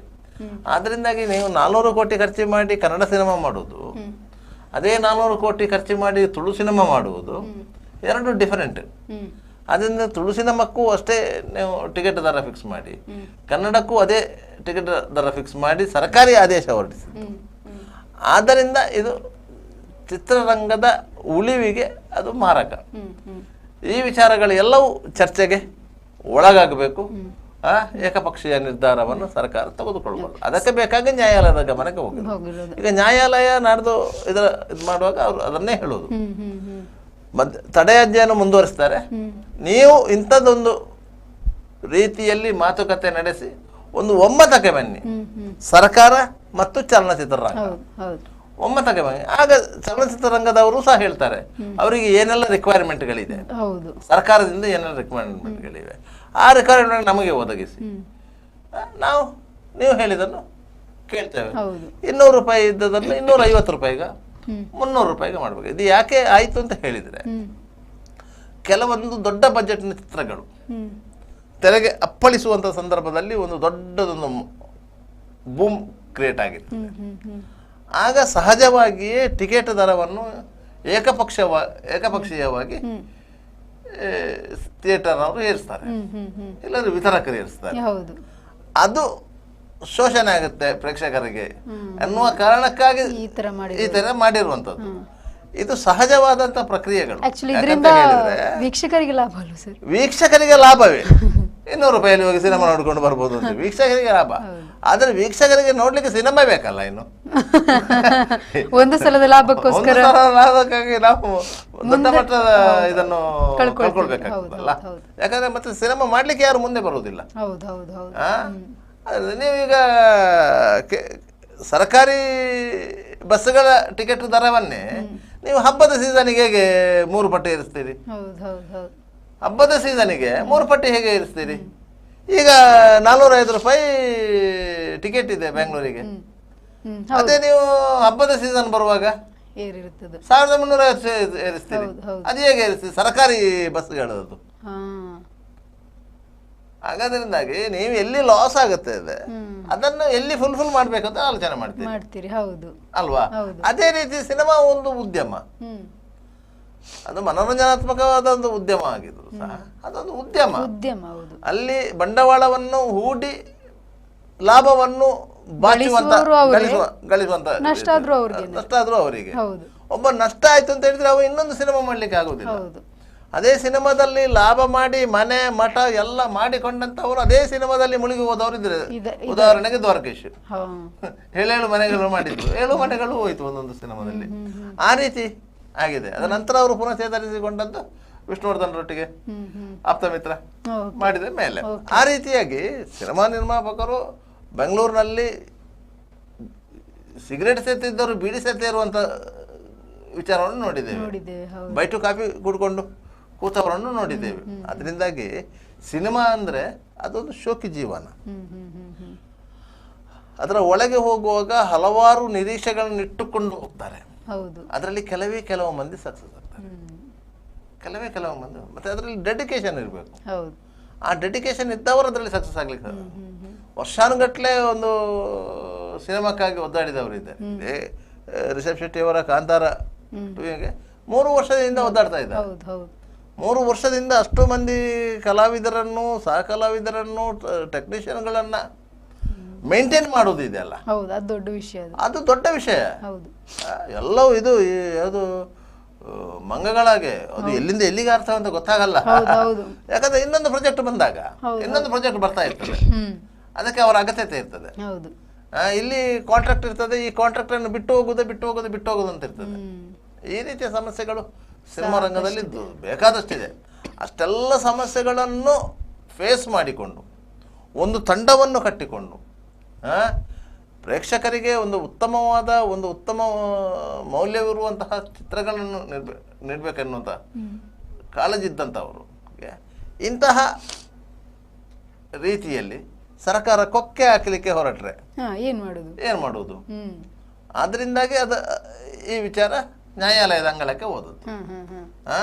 ಇದೇ ಸರ್ಕಾರ ಈ ಬಗ್ಗೆ ಆಲೋಚನೆ ಮಾಡಿ ಇದಕ್ಕೊಂದು ಏಕರೂಪ ದರ ಮಾಡಬೇಕು, ಎಲ್ಲರಿಗೂ ಅನುಕೂಲ ಆಗುತ್ತದೆ ಅಂತ ಹೇಳಿ ಸಿನಿಮಾ ರಂಗದಲ್ಲಿ ಸಕ್ರಿಯರಾಗಿರುವವರನ್ನು ವಾಣಿಜ್ಯ ಮಂಡಳಿಯ ಮೂಲಕ ಕರೆಸಿ ಕೂತ್ಕೊಂಡು ಮಾತನಾಡಿಸಿ ಈ ರೀತಿಯಾಗಿ ಮಾಡಿದರೆ ಹೇಗೆ, ಆಗ ಒಂದು ತೀರ್ಮಾನಕ್ಕೆ ಬರ್ತದೆ. ಮಲ್ಟಿಪ್ಲೆಕ್ಸ್ಗಳಲ್ಲಿ ಎಷ್ಟು, ಸಿಂಗಲ್ ಸ್ಕ್ರೀನ್ ಥಿಯೇಟರ್ಗಳಲ್ಲಿ ಎಷ್ಟು, ಯಾವ ಮಲ್ಟಿಪ್ಲೆಕ್ಸಲ್ಲಿ ಅಂದರೆ 200 ಸೀಟುಗಳಿರುವಂಥ ಮಲ್ಟಿಪ್ಲೆಕ್ಸ್ಗೆ ಎಷ್ಟು, 400 ಸೀಟುಗಳಿರುವ ಮಲ್ಟಿಪ್ಲೆಕ್ಸ್ಗೆ ಎಷ್ಟು, 800 ಸೀಟುಗಳಿರುವ ಮಲ್ಟಿಪ್ಲೆಕ್ಸ್ಗಳಲ್ಲಿ ಎಷ್ಟು, ಈ ರೀತಿಯಾಗಿ ಒಂದು ಮಾತುಕತೆ ಮಾಡಿ ಅದಕ್ಕೆ ಒಂದು ದರ ನಿಗದಿ ಮಾಡ್ತಾ ಇದ್ದಾರೆ. ಸಾಮಾನ್ಯವಾಗಿ ಒಂದೇ ಬಸ್ಸಲ್ಲಿ 3 ತರದ ದರ ಇರ್ತದೆ, ಒಂದೇ ಫ್ಲೈಟ್ ಅಲ್ಲಿ 3 ತರದ ದರ ಇರ್ತದೆ. ಒಂದೇ ಫ್ಲೈಟ್ ಒಂದೇ ದರ 3 ತರ ಇರ್ತದೆ. ಆ ರೀತಿಯಾಗಿ ಒಂದೇ ಥಿಯೇಟರ್, ಒಂದೇ ಸಿನಿಮಾ 3 ತರ ದರ ಮಾಡಿ. ಮೊದಲು ಸಹ ಇತ್ತು, ಮೊದಲು ಸಹ ಇತ್ತು. 3rd ಕ್ಲಾಸ್ ಇತ್ತು, 1st ಕ್ಲಾಸ್ ಇತ್ತು, 2nd ಕ್ಲಾಸ್ ಇತ್ತು, ಬಾಲ್ಕನಿ ಇತ್ತು, 4ನೇ ಮನೆಯದು ಇತ್ತು. 3rd ಕ್ಲಾಸ್ಗೆ ಗಾಂಧಿ ಕ್ಲಾಸ್ ಅಂತ ಹೇಳ್ತಾ ಇದ್ರು. ಹೌದು, ಅದಕ್ಕೆ ಭಾರಿ ದೊಡ್ಡ ಮರ್ಯಾದೆ ಇತ್ತು. ಯಾಕಂದ್ರೆ ಅದು ಎದುರು ಎಲ್ಲರಿಗೆ ಎದುರು ಗೊತ್ತೊಳ್ಳೋದು. ಹಾಗೆ ಅದಕ್ಕೆ ಸಂಬಂಧಪಟ್ಟ ಕೆಲವು ಜೋಕುಗಳೆಲ್ಲ ಆ ರೀತಿ ಇತ್ತು. ಆ ರೀತಿಯ ಒಂದು ದರ ನಿಗದಿ ಮಾಡ್ತಾ ಇದ್ರೆ ಈ ಸಮಸ್ಯೆ ಇರ್ತಿರ್ಲಿಲ್ಲ. ಏಕಪಕ್ಷೀಯವಾಗಿ 200 ರೂಪಾಯಿ ಮಾಡಿದ್ರಿ, ಹೇಗೆ ಒಂದು ಹೈ ಬಜೆಟ್ ಚಿತ್ರವನ್ನ ಮೇಂಟೈನ್ ಮಾಡ್ಲಿಕ್ಕೆ ಆಗ್ತದೆ? ಯಾಕಂತ ಇದ್ರಲ್ಲಿ ಆ ಕಲೆಕ್ಷನ್ ಆದ ಹಣದಲ್ಲಿ ಪರ್ಸೆಂಟೇಜ್ ವ್ಯವಹಾರ ಇದೆ. ಟಾಕೀಸ್ನವರ ಬಾಡಿಗೆ ಹೋಗ್ಬೇಕು, ಟಾಕೀಸ್ನವರಿಗೆ ಪರ್ಸೆಂಟೇಜ್ ಕೊಡಬೇಕು, ನಿರ್ಮಾಪಕರಿಗೆ ಪರ್ಸೆಂಟೇಜ್ ಹೋಗ್ಬೇಕು, ನಿರ್ಮಾಪಕರ ಪರ್ಸೆಂಟೇಜ್ ಅಲ್ಲಿ ವಿತರಕರಿಗೆ ಪರ್ಸೆಂಟೇಜ್ ಹೋಗ್ತದೆ. ಈ ರೀತಿಯ ಪರ್ಸೆಂಟೇಜ್ ವ್ಯವಹಾರಗಳಿರ್ತದೆ. ಕೆಲವು ಚಲನಚಿತ್ರಗಳಲ್ಲಿ ನಾಯಕ ನಟರಿಗೆ ಸಂಭಾವನೆ ಇರುವುದಿಲ್ಲ, ಪರ್ಸೆಂಟೇಜ್ ಅಲ್ಲಿ ಅವರಿಗೆ ಪರ್ಸೆಂಟೇಜ್ ಇರ್ತದೆ. ಈ ರೀತಿಯ ಕೆಲವೊಂದು ಕಾಂಟ್ರಾಕ್ಟ್ಗಳ ಆಧಾರದಲ್ಲಿ ಸಿನಿಮಾ ನಿರ್ಮಾಣ ಆಗುತ್ತೆ. ಯಾವ ರೀತಿಯಲ್ಲಿ ಅವರು ಆರಂಭದಲ್ಲಿ ಅಗ್ರಿಮೆಂಟ್ ಮಾಡ್ತಾ ಇದ್ದಾರೆ ಆ ರೀತಿಯಾಗಿ ಆಗ್ತಾ ಇರುವಂಥದ್ದು. ಸರ್, ಈಗ ನಮ್ಮ ಜೊತೆ ನಟ ನಿರ್ದೇಶಕರಾಗಿರುವಂತಹ ಸ್ವರಾಜ್ ಶೆಟ್ಟಿ ಇದ್ದಾರೆ. Hello sir. ಹಲೋ ಹಲೋ, ಕೇಳ್ತಿದ್ಯಾ? Yes sir. ಈಗ ಚಲನಚಿತ್ರಗಳ ಪ್ರದರ್ಶನಕ್ಕೆ 200 ರೂಪಾಯಿ ಏಕರೂಪದ ದರವನ್ನ ನಿಗದಿಪಡಿಸಿರುವಂತದ್ದು ಸರ್, ಇದ್ರ ಬಗ್ಗೆ ನೀವೇನ್ ಹೇಳ್ತೀರಾ? ಇದು ಒಂದು ರೀತಿಯಲ್ಲಿ ಒಳ್ಳೇದು ಹೌದು, ಒಂದು ರೀತಿಯಲ್ಲಿ ಕೆಟ್ಟದ್ದು ಹೌದು. ಏನಂತ ಹೇಳಿದ್ರೆ, ಈಗ ಒಳ್ಳೇದು ಅಂತ ಹೇಳಿದ್ರೆ ಯಾರು ಮಿಡ್ಲ್ ಕ್ಲಾಸ್ ಫ್ಯಾಮಿಲೀಸ್ ಎಲ್ಲ ಇರ್ತಾರೆ ಅವರಿಗೆಲ್ಲ ಈ ಅಂದ್ರೆ ಇಲ್ಲಿ ಮಂಗಳೂರು ಕಡೆ ನೋಡಿದ್ರೆ ನಿಮ್ಗೆ ಸಿಂಗಲ್ ಥಿಯೇಟರ್ಸ್ ಎಲ್ಲೂ ಇಲ್ಲ. ಸೊ ನಾರ್ಮಲ್ ಥಿಯೇಟರ್ ಇದ್ರೆ ಅದು ಚೆನ್ನಾಗಿಲ್ಲ. ಸೊ ನಾವು ಥಿಯೇಟರ್ ಹೋಗ್ಬೇಕಾದ್ರೆ 200 ರೂಪಾಯಿ ಬುಕ್ ಮೈ ಶೋಲೆಲ್ಲ ಮಾಡಿದ್ರೆ 240 ರೂಪಾಯಿ ಆಗುತ್ತೆ. ಸೊ ಅಲ್ಲಿ ಹೋಗಿ ಆ ಒಂದು ಕಾಸ್ಟ್ ನ ಬೇರ್ ಮಾಡಕ್ಕೆ ಮಕ್ಕಳ ಜೊತೆ ಹೋದ್ರೆ ಮತ್ತೆ ಪಾಪ್ಕಾರ್ನ್ ಆಗೋಗ್ಲೇ ಒಂದು 5 ಜನ ಹೋದ್ರೆ 1,500 ಬೇಕೇ ಬೇಕು. ಸೊ ಇದು ಅಫೋರ್ಡ್ ಮಾಡುವಾಗ ಅವ್ರಿಗೆ ತುಂಬಾ ಕಷ್ಟ ಆಗೋದು ಸಹಜ. ಆದ್ರೆ ಆಸ್ ಅ ಪ್ರೊಡಕ್ಷನ್ ಹೌಸ್ ಇಂದ ನೋಡಿದ್ರೆ ಈಗ ಕೆಲವು ಜಾಗದಲ್ಲಿ ಕೆಲವು ಥಿಯೇಟರ್ ಅಲ್ಲಿ ಈಗ ಓಪನಿಂಗ್ ಅಲ್ಲಿ ದೊಡ್ಡ ದೊಡ್ಡವರು ಸಿನಿಮಾ ಮಾಡ್ತಾರೆ, ಅವರು ಎಷ್ಟೆಷ್ಟು ಕೋಟಿ ಖರ್ಚು ಮಾಡಿರ್ತಾರೆ. ಅವರಿಗೆ ರಿಟರ್ನ್ಸ್ ಬರೋದೇ ಈ ಫಸ್ಟ್ ವೀಕ್ ಅಲ್ಲಿ. ಈ ಫಸ್ಟ್ ವೀಕ್ ಅಲ್ಲಿ 500 ರೂಪಾಯಿ ಟಿಕೆಟ್ ಹೋದ್ರು, 1000 ರೂಪಾಯಿ ಟಿಕೆಟ್ ಹೋದ್ರು, ಆ ಫಸ್ಟ್ ವೀಕ್ ಅಲ್ಲಿ ನಾವೇನು ನಮ್ಗೆ ಸಿಗುತ್ತೋ ಅದು ನಮ್ಗೆ ಒಳ್ಳೇದಿರುತ್ತೆ. ಸೆಕೆಂಡ್ ವೀಕ್ ಅಲ್ಲಿ ಥರ್ಡ್ ವೀಕ್ ಅಲ್ಲೆಲ್ಲ ಎಷ್ಟೇ ಜನ ಬಂದ್ರು ಅದೆಲ್ಲವೂ ದುಡ್ಡು ಥಿಯೇಟರ್ ಅವರಿಗೆ ಹೋಗೋದು, ನಮಗ್ ಸಿಗೋದು ಸ್ವಲ್ಪ ಕಮ್ಮಿ. ಸೊ ಇದರಲ್ಲಿ ಒಳ್ಳೇದು ಇರುತ್ತೆ, ಕೆಟ್ಟದ್ದು ಇರುತ್ತೆ. ನನ್ನ ಪ್ರಕಾರ ನಾರ್ಮಲ್ ಇಲ್ಲಿ ಮಂಗಳೂರಿಗೆ ಸೀಮಿತವಾಗಿರೋದ್ರಿಂದ ಮಂಗಳೂರು ಕಡೆ 200 ರೂಪೀಸ್ ಇರೋದು ತುಂಬಾ ವರ್ತ್ ರೇಟ್. ಯಾಕಂತ ಹೇಳಿದ್ರೆ ತುಂಬಾ ಜನ ಬರ್ಲಿಕ್ಕೆ ಸಾಧ್ಯತೆ ಇದೆ. ಈಗ ನಮ್ಮ ಸಿನಿಮಾ ಹೋಗೋ ಟೈಮಲ್ಲಿ ಕೂಡ ಯಾವಾಗ 250, 300 ಆ ತರ ಎಲ್ಲ ರೇಂಜ್ ಅಲ್ಲಿ ಇತ್ತು, ಆ ಟೈಮಲ್ಲಿ ಜನ ಸ್ವಲ್ಪ ಕಮ್ಮಿ ಬರ್ತಾ ಇದ್ರು. ಟ್ಯೂಸ್ಡೇ ಒಂದು ದಿವಸ ಬೇರೆ ಬೇರೆ ಈ ಬಿಗ್ ಸಿನಿಮಾಸ್ ಅಲ್ಲೆಲ್ಲ 99 ರೂಪೀಸ್ ಆಫರ್ ಕೊಡ್ತಾರೆ. ಆ ಟೈಮಲ್ಲಿ ಜನ ಜಾಸ್ತಿ ಬರ್ತಾ ಇದ್ರು, ಎಲ್ಲ ಶೋಗಳು ಫುಲ್ ಆಗ್ತಿತ್ತು. ಸೊ ಜನಗಳಿಗೆ ಬರಕ್ ಆಸೆ ಇದ್ರು ಕೂಡ ಈ ರೇಟ್ ವಿಷಯದಲ್ಲಿ ಸ್ವಲ್ಪ ಆ ಕಡೆ ಈ ಕಡೆ ಆಗ್ತಾ ಇದ್ರೆ ಅನ್ನೋದು ನನ್ಗೊಂದು. ಇದರಿಂದ ಜನರಿಗೆ ಲಾಭ, ಆದ್ರೆ ಪ್ರೊಡ್ಯೂಸರ್ಸ್ಗೆ ಸ್ವಲ್ಪ ಕಷ್ಟ ಆಗ್ಬೋದು ಅಂತ. ಎಸ್, ಖಂಡಿತವಾಗ್ಲೂ ಕಷ್ಟ ಆಗ್ಬೋದು. ಅಂದ್ರೆ ಇಲ್ಲಿ ಕಷ್ಟ ಆಗಲ್ಲ, ನಮ್ಗೆ ಕಷ್ಟ ಆಗಲ್ಲ. ಈ ತುಳು ಇಂಡಸ್ಟ್ರಿ ಏನಿದೆ ಇಲ್ಲಿ ಯಾರಿಗೂ ನಮ್ ಪ್ರಕಾರ ಕಷ್ಟ ಆಗಲ್ಲ. ಯಾಕಂತ ಹೇಳಿದ್ರೆ ಕಮ್ಮಿ ಕಾಸಿದ್ರೆ ಖಂಡಿತವಾಗ್ಲೂ ಜಾಸ್ತಿ ಬರ್ತಾನೆ ಇರ್ತಾರೆ. ಯಾಕಂದ್ರೆ ನಾರ್ಮಲ್ ಆಗಿ ಫಸ್ಟ್ ವೀಕ್ ಕಲೆಕ್ಷನ್ ಅನ್ನೋದೇ ನಮ್ಗೆ ದೊಡ್ಡ ಮುಖ್ಯ ಆಗೋದು ಇಲ್ಲಿ, ಸಿಂಗಲ್ ಥಿಯೇಟರ್ ಕೊರತೆ ಇರೋದ್ರಿಂದ. ಆಮೇಲೆ ಅವ್ರಿಗೆ ದುಡ್ಡು ಹೋಗೋಕ್ ಶುರು ಆಗುತ್ತೆ. ಬಟ್ ಹೊರಗಡೆ ಎಲ್ರಿಗೂ ಕೆಲವರಿಗೆಲ್ಲ ಪ್ರಾಬ್ಲಮ್ ಆಗ್ಬೋದು ನನ್ನ ಪ್ರಕಾರ. ಯಾಕಂತ ಹೇಳಿದ್ರೆ ದೊಡ್ಡ ದೊಡ್ಡ ಬಜೆಟ್ ಸಿನಿಮಾ ಮಾಡ್ತಾರೆ, ಅವ್ರಿಗೆಲ್ಲ ಸಮಸ್ಯೆಗಳಾಗೋ ಚಾನ್ಸಸ್ ಇದೆ ಇದರಿಂದ. ಓಕೆ ಸರ್, ಈಗ ಆಗ್ಲೇ ಒಂದ್ ಮಾತು ಕೇಳಿದ್ರು ಸರ್, DK ಶಿವಕುಮಾರ್ ಅವರು ಒಂದ್ ಮಾತು ಹೇಳ್ತಾರೆ, ನೆಕ್ಸ್ಟ್ ಸಿನಿಮಾದವ್ರಿಗೆ ನಾವು ನಟ್ಟು ಬೋಲ್ಟು ರಿಪೇರಿ ಮಾಡ್ತೀವಿ ನೋಡಿ ಅಂತ ಹೇಳಿದ್ರು ಅಂತ. ಅದೇನಾದ್ರೂ ರಿಪೇರಿ ಮಾಡುವಂತದ್ದು ಇದೇ ಆಗಿರ್ಬಹುದಾ ಅಂತ ಒಂದು. ಆಕ್ಚುಲಿ ಆತರ ಎಲ್ಲ ಇದ್ ಮಾಡಕ್ ಆಗಲ್ಲ. ಸಿನಿಮಾ ಇಂಡಸ್ಟ್ರಿ ಪೊಲಿಟಿಕಲ್ ನನ್ಗೆ ಅಷ್ಟು ಇದ್ ಮಾಡಕ್ ಗೊತ್ತಿಲ್ಲ ಮಾತಾಡಕ್ಕೆ. ಬಟ್ ನಾರ್ಮಲ್ ಆಗಿ ನಾನು ಹೇಳೋದು ಅಂತ ಹೇಳಿದ್ರೆ ಅದಾಗ್ಲಿಕ್ಕೆ ಇರ್ಲಿಕ್ಕಿಲ್ಲ ಅಂತ ಹೇಳಿ. ಯಾಕಂತ ಹೇಳಿದ್ರೆ ಇದು ಬೇರೆ ರೀತಿಗೆ ಸಂಬಂಧಪಟ್ಟಿರುವಂತ ವಿಷಯಗಳು, ಇದು ಮಲ್ಟಿಪ್ಲೆಕ್ಸ್ ಆಗಿರ್ಲಿ ಅದರದ್ದು ವಿಷಯಗಳು. ಸಿಂಗಲ್ ಥಿಯೇಟರ್ಗಳು ಎಷ್ಟೋ ಇದೆ, ಅದನ್ನೆಲ್ಲ ಚೇಂಜ್ ಮಾಡಕ್ ಆಗಲ್ಲ. Yes sir, thank you sir, thank you so much. Yes ನೋಡಿ, ಸಿನಿಮಾವನ್ನ ಸರ್ಕಾರ ನಿಯಂತ್ರಣ, ದರ ನಿಗದಿಯ ನಿಯಂತ್ರಣ ಹೇಗೆ ಮಾಡ್ತದೆ ಅಂತ ಹೇಳಿ. ಯಾಕಂದ್ರೆ ಅದೊಂದು ಸ್ವತಂತ್ರ ಉದ್ಯಮ, ಅದರಿಂದಾಗಿ ಸರ್ಕಾರಕ್ಕೆ ಅವರ ಅಹವಾಲುಗಳು ಇರುವುದು ಏನು ಅಂತ ಹೇಳಿದ್ರೆ, ನಿಮಗೆ ಶೂಟಿಂಗ್ ಸಂದರ್ಭದಲ್ಲಿ ಕೆಲವೊಂದು ಪ್ರದೇಶಗಳನ್ನು ಅವರು ಬಳಸ್ಕೊಳ್ಬೇಕಾಗುತ್ತೆ. ಅದಕ್ಕೆ ನಮಗೆ ಅನುಮತಿ ಕೊಡಿ ಅಂತ ಕೇಳಬೇಕು. ಕೆಲವೊಂದು ಸಂದರ್ಭಗಳಲ್ಲಿ ಕೆಲವು ಅನುಕೂಲತೆಗಳು ಬೇಕಾಗ್ತದೆ, ಅಂತ ಸಂದರ್ಭದಲ್ಲಿ ಸರ್ಕಾರದ ಮೊರೆ ಹೋಗ್ತಾರೆ. ಇಲ್ಲದ್ರೆ ಅದೊಂದು ಸ್ವತಂತ್ರ ಉದ್ಯಮ. ನೀವು ಖಾಸಗಿ ವ್ಯಕ್ತಿಗಳ ಒಂದು ಬಂಗ್ಲೆಯಲ್ಲಿ ಶೂಟಿಂಗ್ ಮಾಡುವುದಕ್ಕೂ ಸರ್ಕಾರಿ ಜಾಗದಲ್ಲಿ ಒಂದು ಸೆಟ್ ಹಾಕಿ ಶೂಟಿಂಗ್ ಮಾಡುವುದಕ್ಕೂ ವ್ಯತ್ಯಾಸಗಳಿವೆ. ಅದರಿಂದಾಗಿ ಅಂತ ಅನುಕೂಲತೆಗಳನ್ನು ಬಳಸಿಕೊಳ್ಳಿಕ್ಕೆ ಸರ್ಕಾರದ ಮೊರೆ ಹೋಗಬೇಕು. ಆದರೆ ಇದಕ್ಕೆ ಸಿನಿಮಾ ರಂಗದಲ್ಲಿ ಸಿನಿಮಾ ಪ್ರೊಡ್ಯೂಸರ್ಗಿಂತ ಸಿನಿಮಾ ವಿತರಕರಿಗಿಂತ ಹೈಯೆಸ್ಟ್ ಲಾಭ ಇರುವುದು ಸರ್ಕಾರಕ್ಕೆ. ಯಾಕಂದ್ರೆ ಅವ್ರದ್ದು ಯಾವುದು ಇನ್ವೆಸ್ಟ್ಮೆಂಟ್ ಇಲ್ಲ, ಅವರಿಗೆ ರಿಟರ್ನ್ಸ್ ಮಾತ್ರ ಬರುದು. ಇವರು ಇನ್ವೆಸ್ಟ್ಮೆಂಟ್ ಮಾಡಿ ಅಷ್ಟು ಕಷ್ಟಪಟ್ಟು ಅದರ ಬಗ್ಗೆ ತುಂಬಾ ನಿರೀಕ್ಷೆ ಇಟ್ಟು ಆ ಸಿನಿಮಾ ಮಾಡಿ ಅದಕ್ಕೆ ಬೇಕಾದಷ್ಟು ವೈಡ್ ಪ್ರಚಾರ ಕೊಟ್ಟು ಜಾಹೀರಾತುಗಳನ್ನು ಕೊಟ್ಟು ಪ್ರೇಕ್ಷಕರನ್ನು ಬನ್ನಿ ಅಂತ ಕರೆದು ಥಿಯೇಟರ್ ಒಳಗೆ ನುಗ್ಗಿಸುವಂತ ಸಾಹಸ ಇದೆಯಲ್ಲ, ಅದನ್ನೆಲ್ಲವನ್ನೂ ಮಾಡಿ ಅವರು ಸಿನಿಮಾವನ್ನು ತೋರಿಸ್ಬೇಕಾಗತ್ತೆ. ಇಂತಹ ಸಿನಿಮಾವನ್ನು ಇಷ್ಟು ಕಷ್ಟಪಟ್ಟು ತೋರಿಸಿದ್ರು, ಅದರ ಟ್ಯಾಕ್ಸ್ ಮಾತ್ರ ಸರ್ಕಾರಕ್ಕೆ ಹೋಗ್ತಾ ಇರ್ತದೆ. ಅವ್ರದ್ದು ಇನ್ವೆಸ್ಟ್ಮೆಂಟ್ ಇಡ್ಲಿ ಏನೂ ಇಲ್ಲ, ಅವ್ರಿಗೆ ಬರುದು ಅದೇ. ಅವರು ಬಂದಂತ ಟ್ಯಾಕ್ಸ್ ನಲ್ಲಿ ಸಿನಿಮಾ ರಂಗಕ್ಕೆ ಏನು ನಾವು ಒಳ್ಳೇದು ಮಾಡಬೇಕು ಅದನ್ನು ಮಾಡಬೇಕು. ಈಗ ಅದೇ ಇವರು ಹೇಳಿದ ಹಾಗೆ ನಮಗೆ ಒಂದು ಹೋರ್ಡಿಂಗ್ ಹಾಕ್ಲಿಕ್ಕೆ ಜಾಗ ಕೊಡಿ, ಅದು ಕೊಡಲ್ಲ. ಮತ್ತೆ ಪ್ರಮೋಷನ್ ಹೇಗೆ ಮಾಡೋದು? ಅದಕ್ಕೂ ಅವಕಾಶಗಳಿಲ್ಲ. ನಿಮಗೆ ಒಂದು ಸರ್ಕಾರಿ ಜಾಗದಲ್ಲಿ ನೀವು ಶೂಟಿಂಗ್ ಮಾಡಬೇಕಾದ್ರೆ ನೀವು ಪರ್ಮಿಷನ್ ತಗೊಳ್ಬೇಕು, ಅದಕ್ಕೆ ಶುಲ್ಕ ಕಟ್ಟಬೇಕು. ಈ ರೀತಿ ಎಲ್ಲ ತುಂಬಾ ಕಷ್ಟಗಳಿವೆ, ಏನು ಸುಲಭ ಏನಿಲ್ಲ.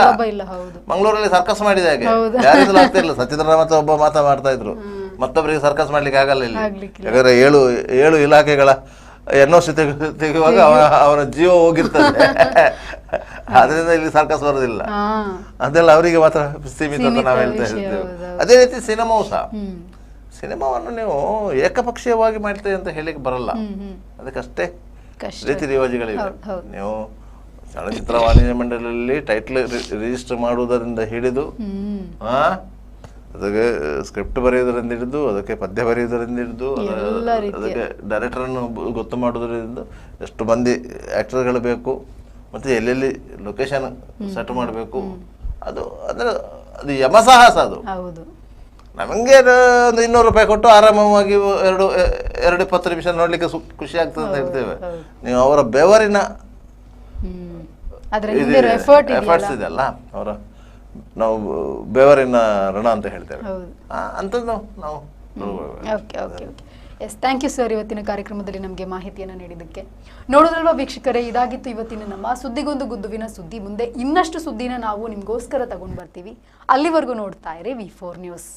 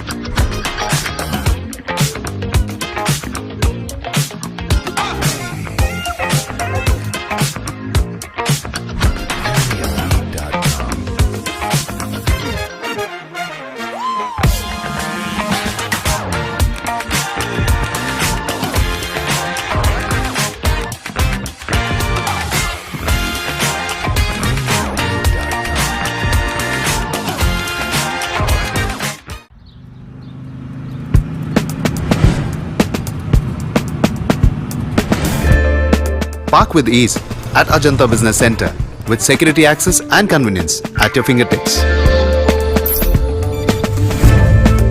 Step into a welcoming lobby where a warm smile greets you and your clients. With top-tier amenities, Ajanta set the stage for our success, leading us to Ashoka Business Center as a next upgrade. Invest in workspaces managed by Vortex. Invest Smart. Invest in Mangaluru. The Father Mullah Charitable Institutions, the most modern linear accelerator, only one of its kind in this region for specific burning of cancer cells. We have all precision equipments and instruments for both invasive and non-invasive surgical procedures and diagnosis, ultrasonic color Doppler, CT scan and MRI machines. The operation theatres are equipped with contemporary equipments, high-tech intensive care units, neo and postnatal units, burns unit, cath lab and cardiothoracic units are fully equipped. Our NICU is the largest in the city. The blood bank and cell separator and casualty are 24-hour services. The Father Mullah Charitable Institutions.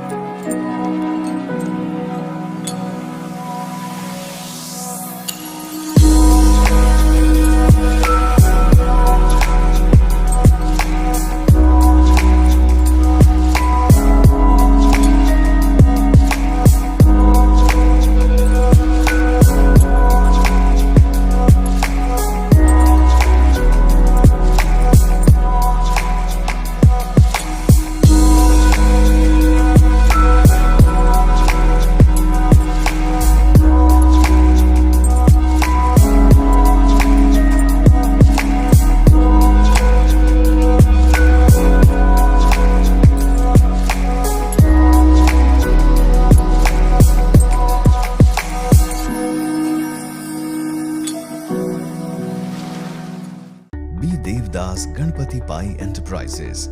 All kinds of quality and attractive material available at one place. Biggest showroom in Mangalore city. Admired by public at large. The showroom of your choice. B. Devdas Ganpati Pai Enterprises near New Chitra Talkies, Mangalore.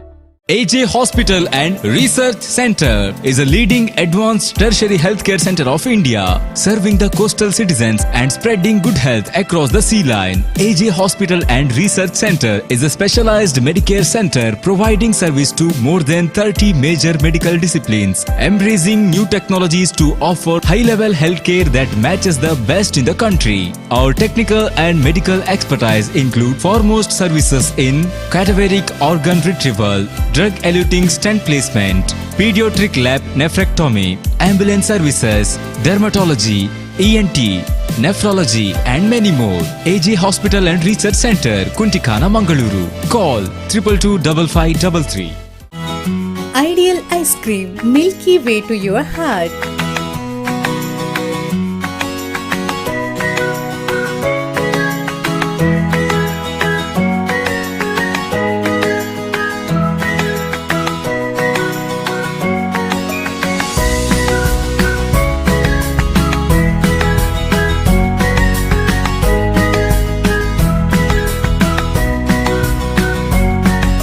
Embellished with a variety of fruits and flavored with rich crunch and chips. They treat your taste buds. Ideal ice cream.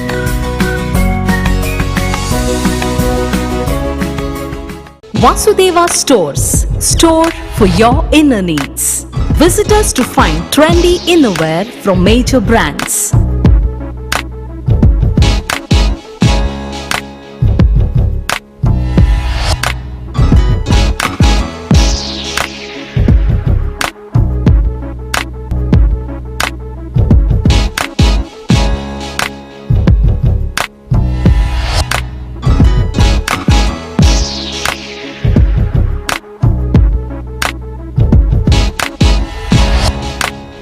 Visit Vasudeva Stores, ground floor, Ideal Towers near Sharavu Ganapati Temple, Mangaluru.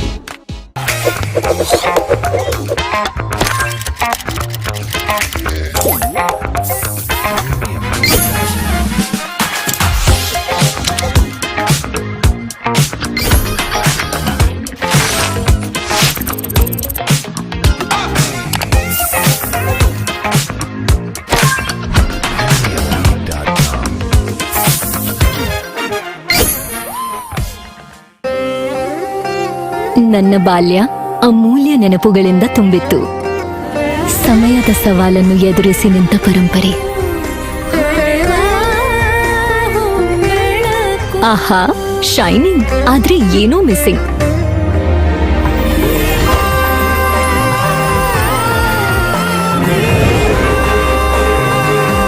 ಶತಮಾನದ ವಾರಸುದಾರಿಕೆಯ ಹೊಸ ಮುಖ ಭೀಮಾ.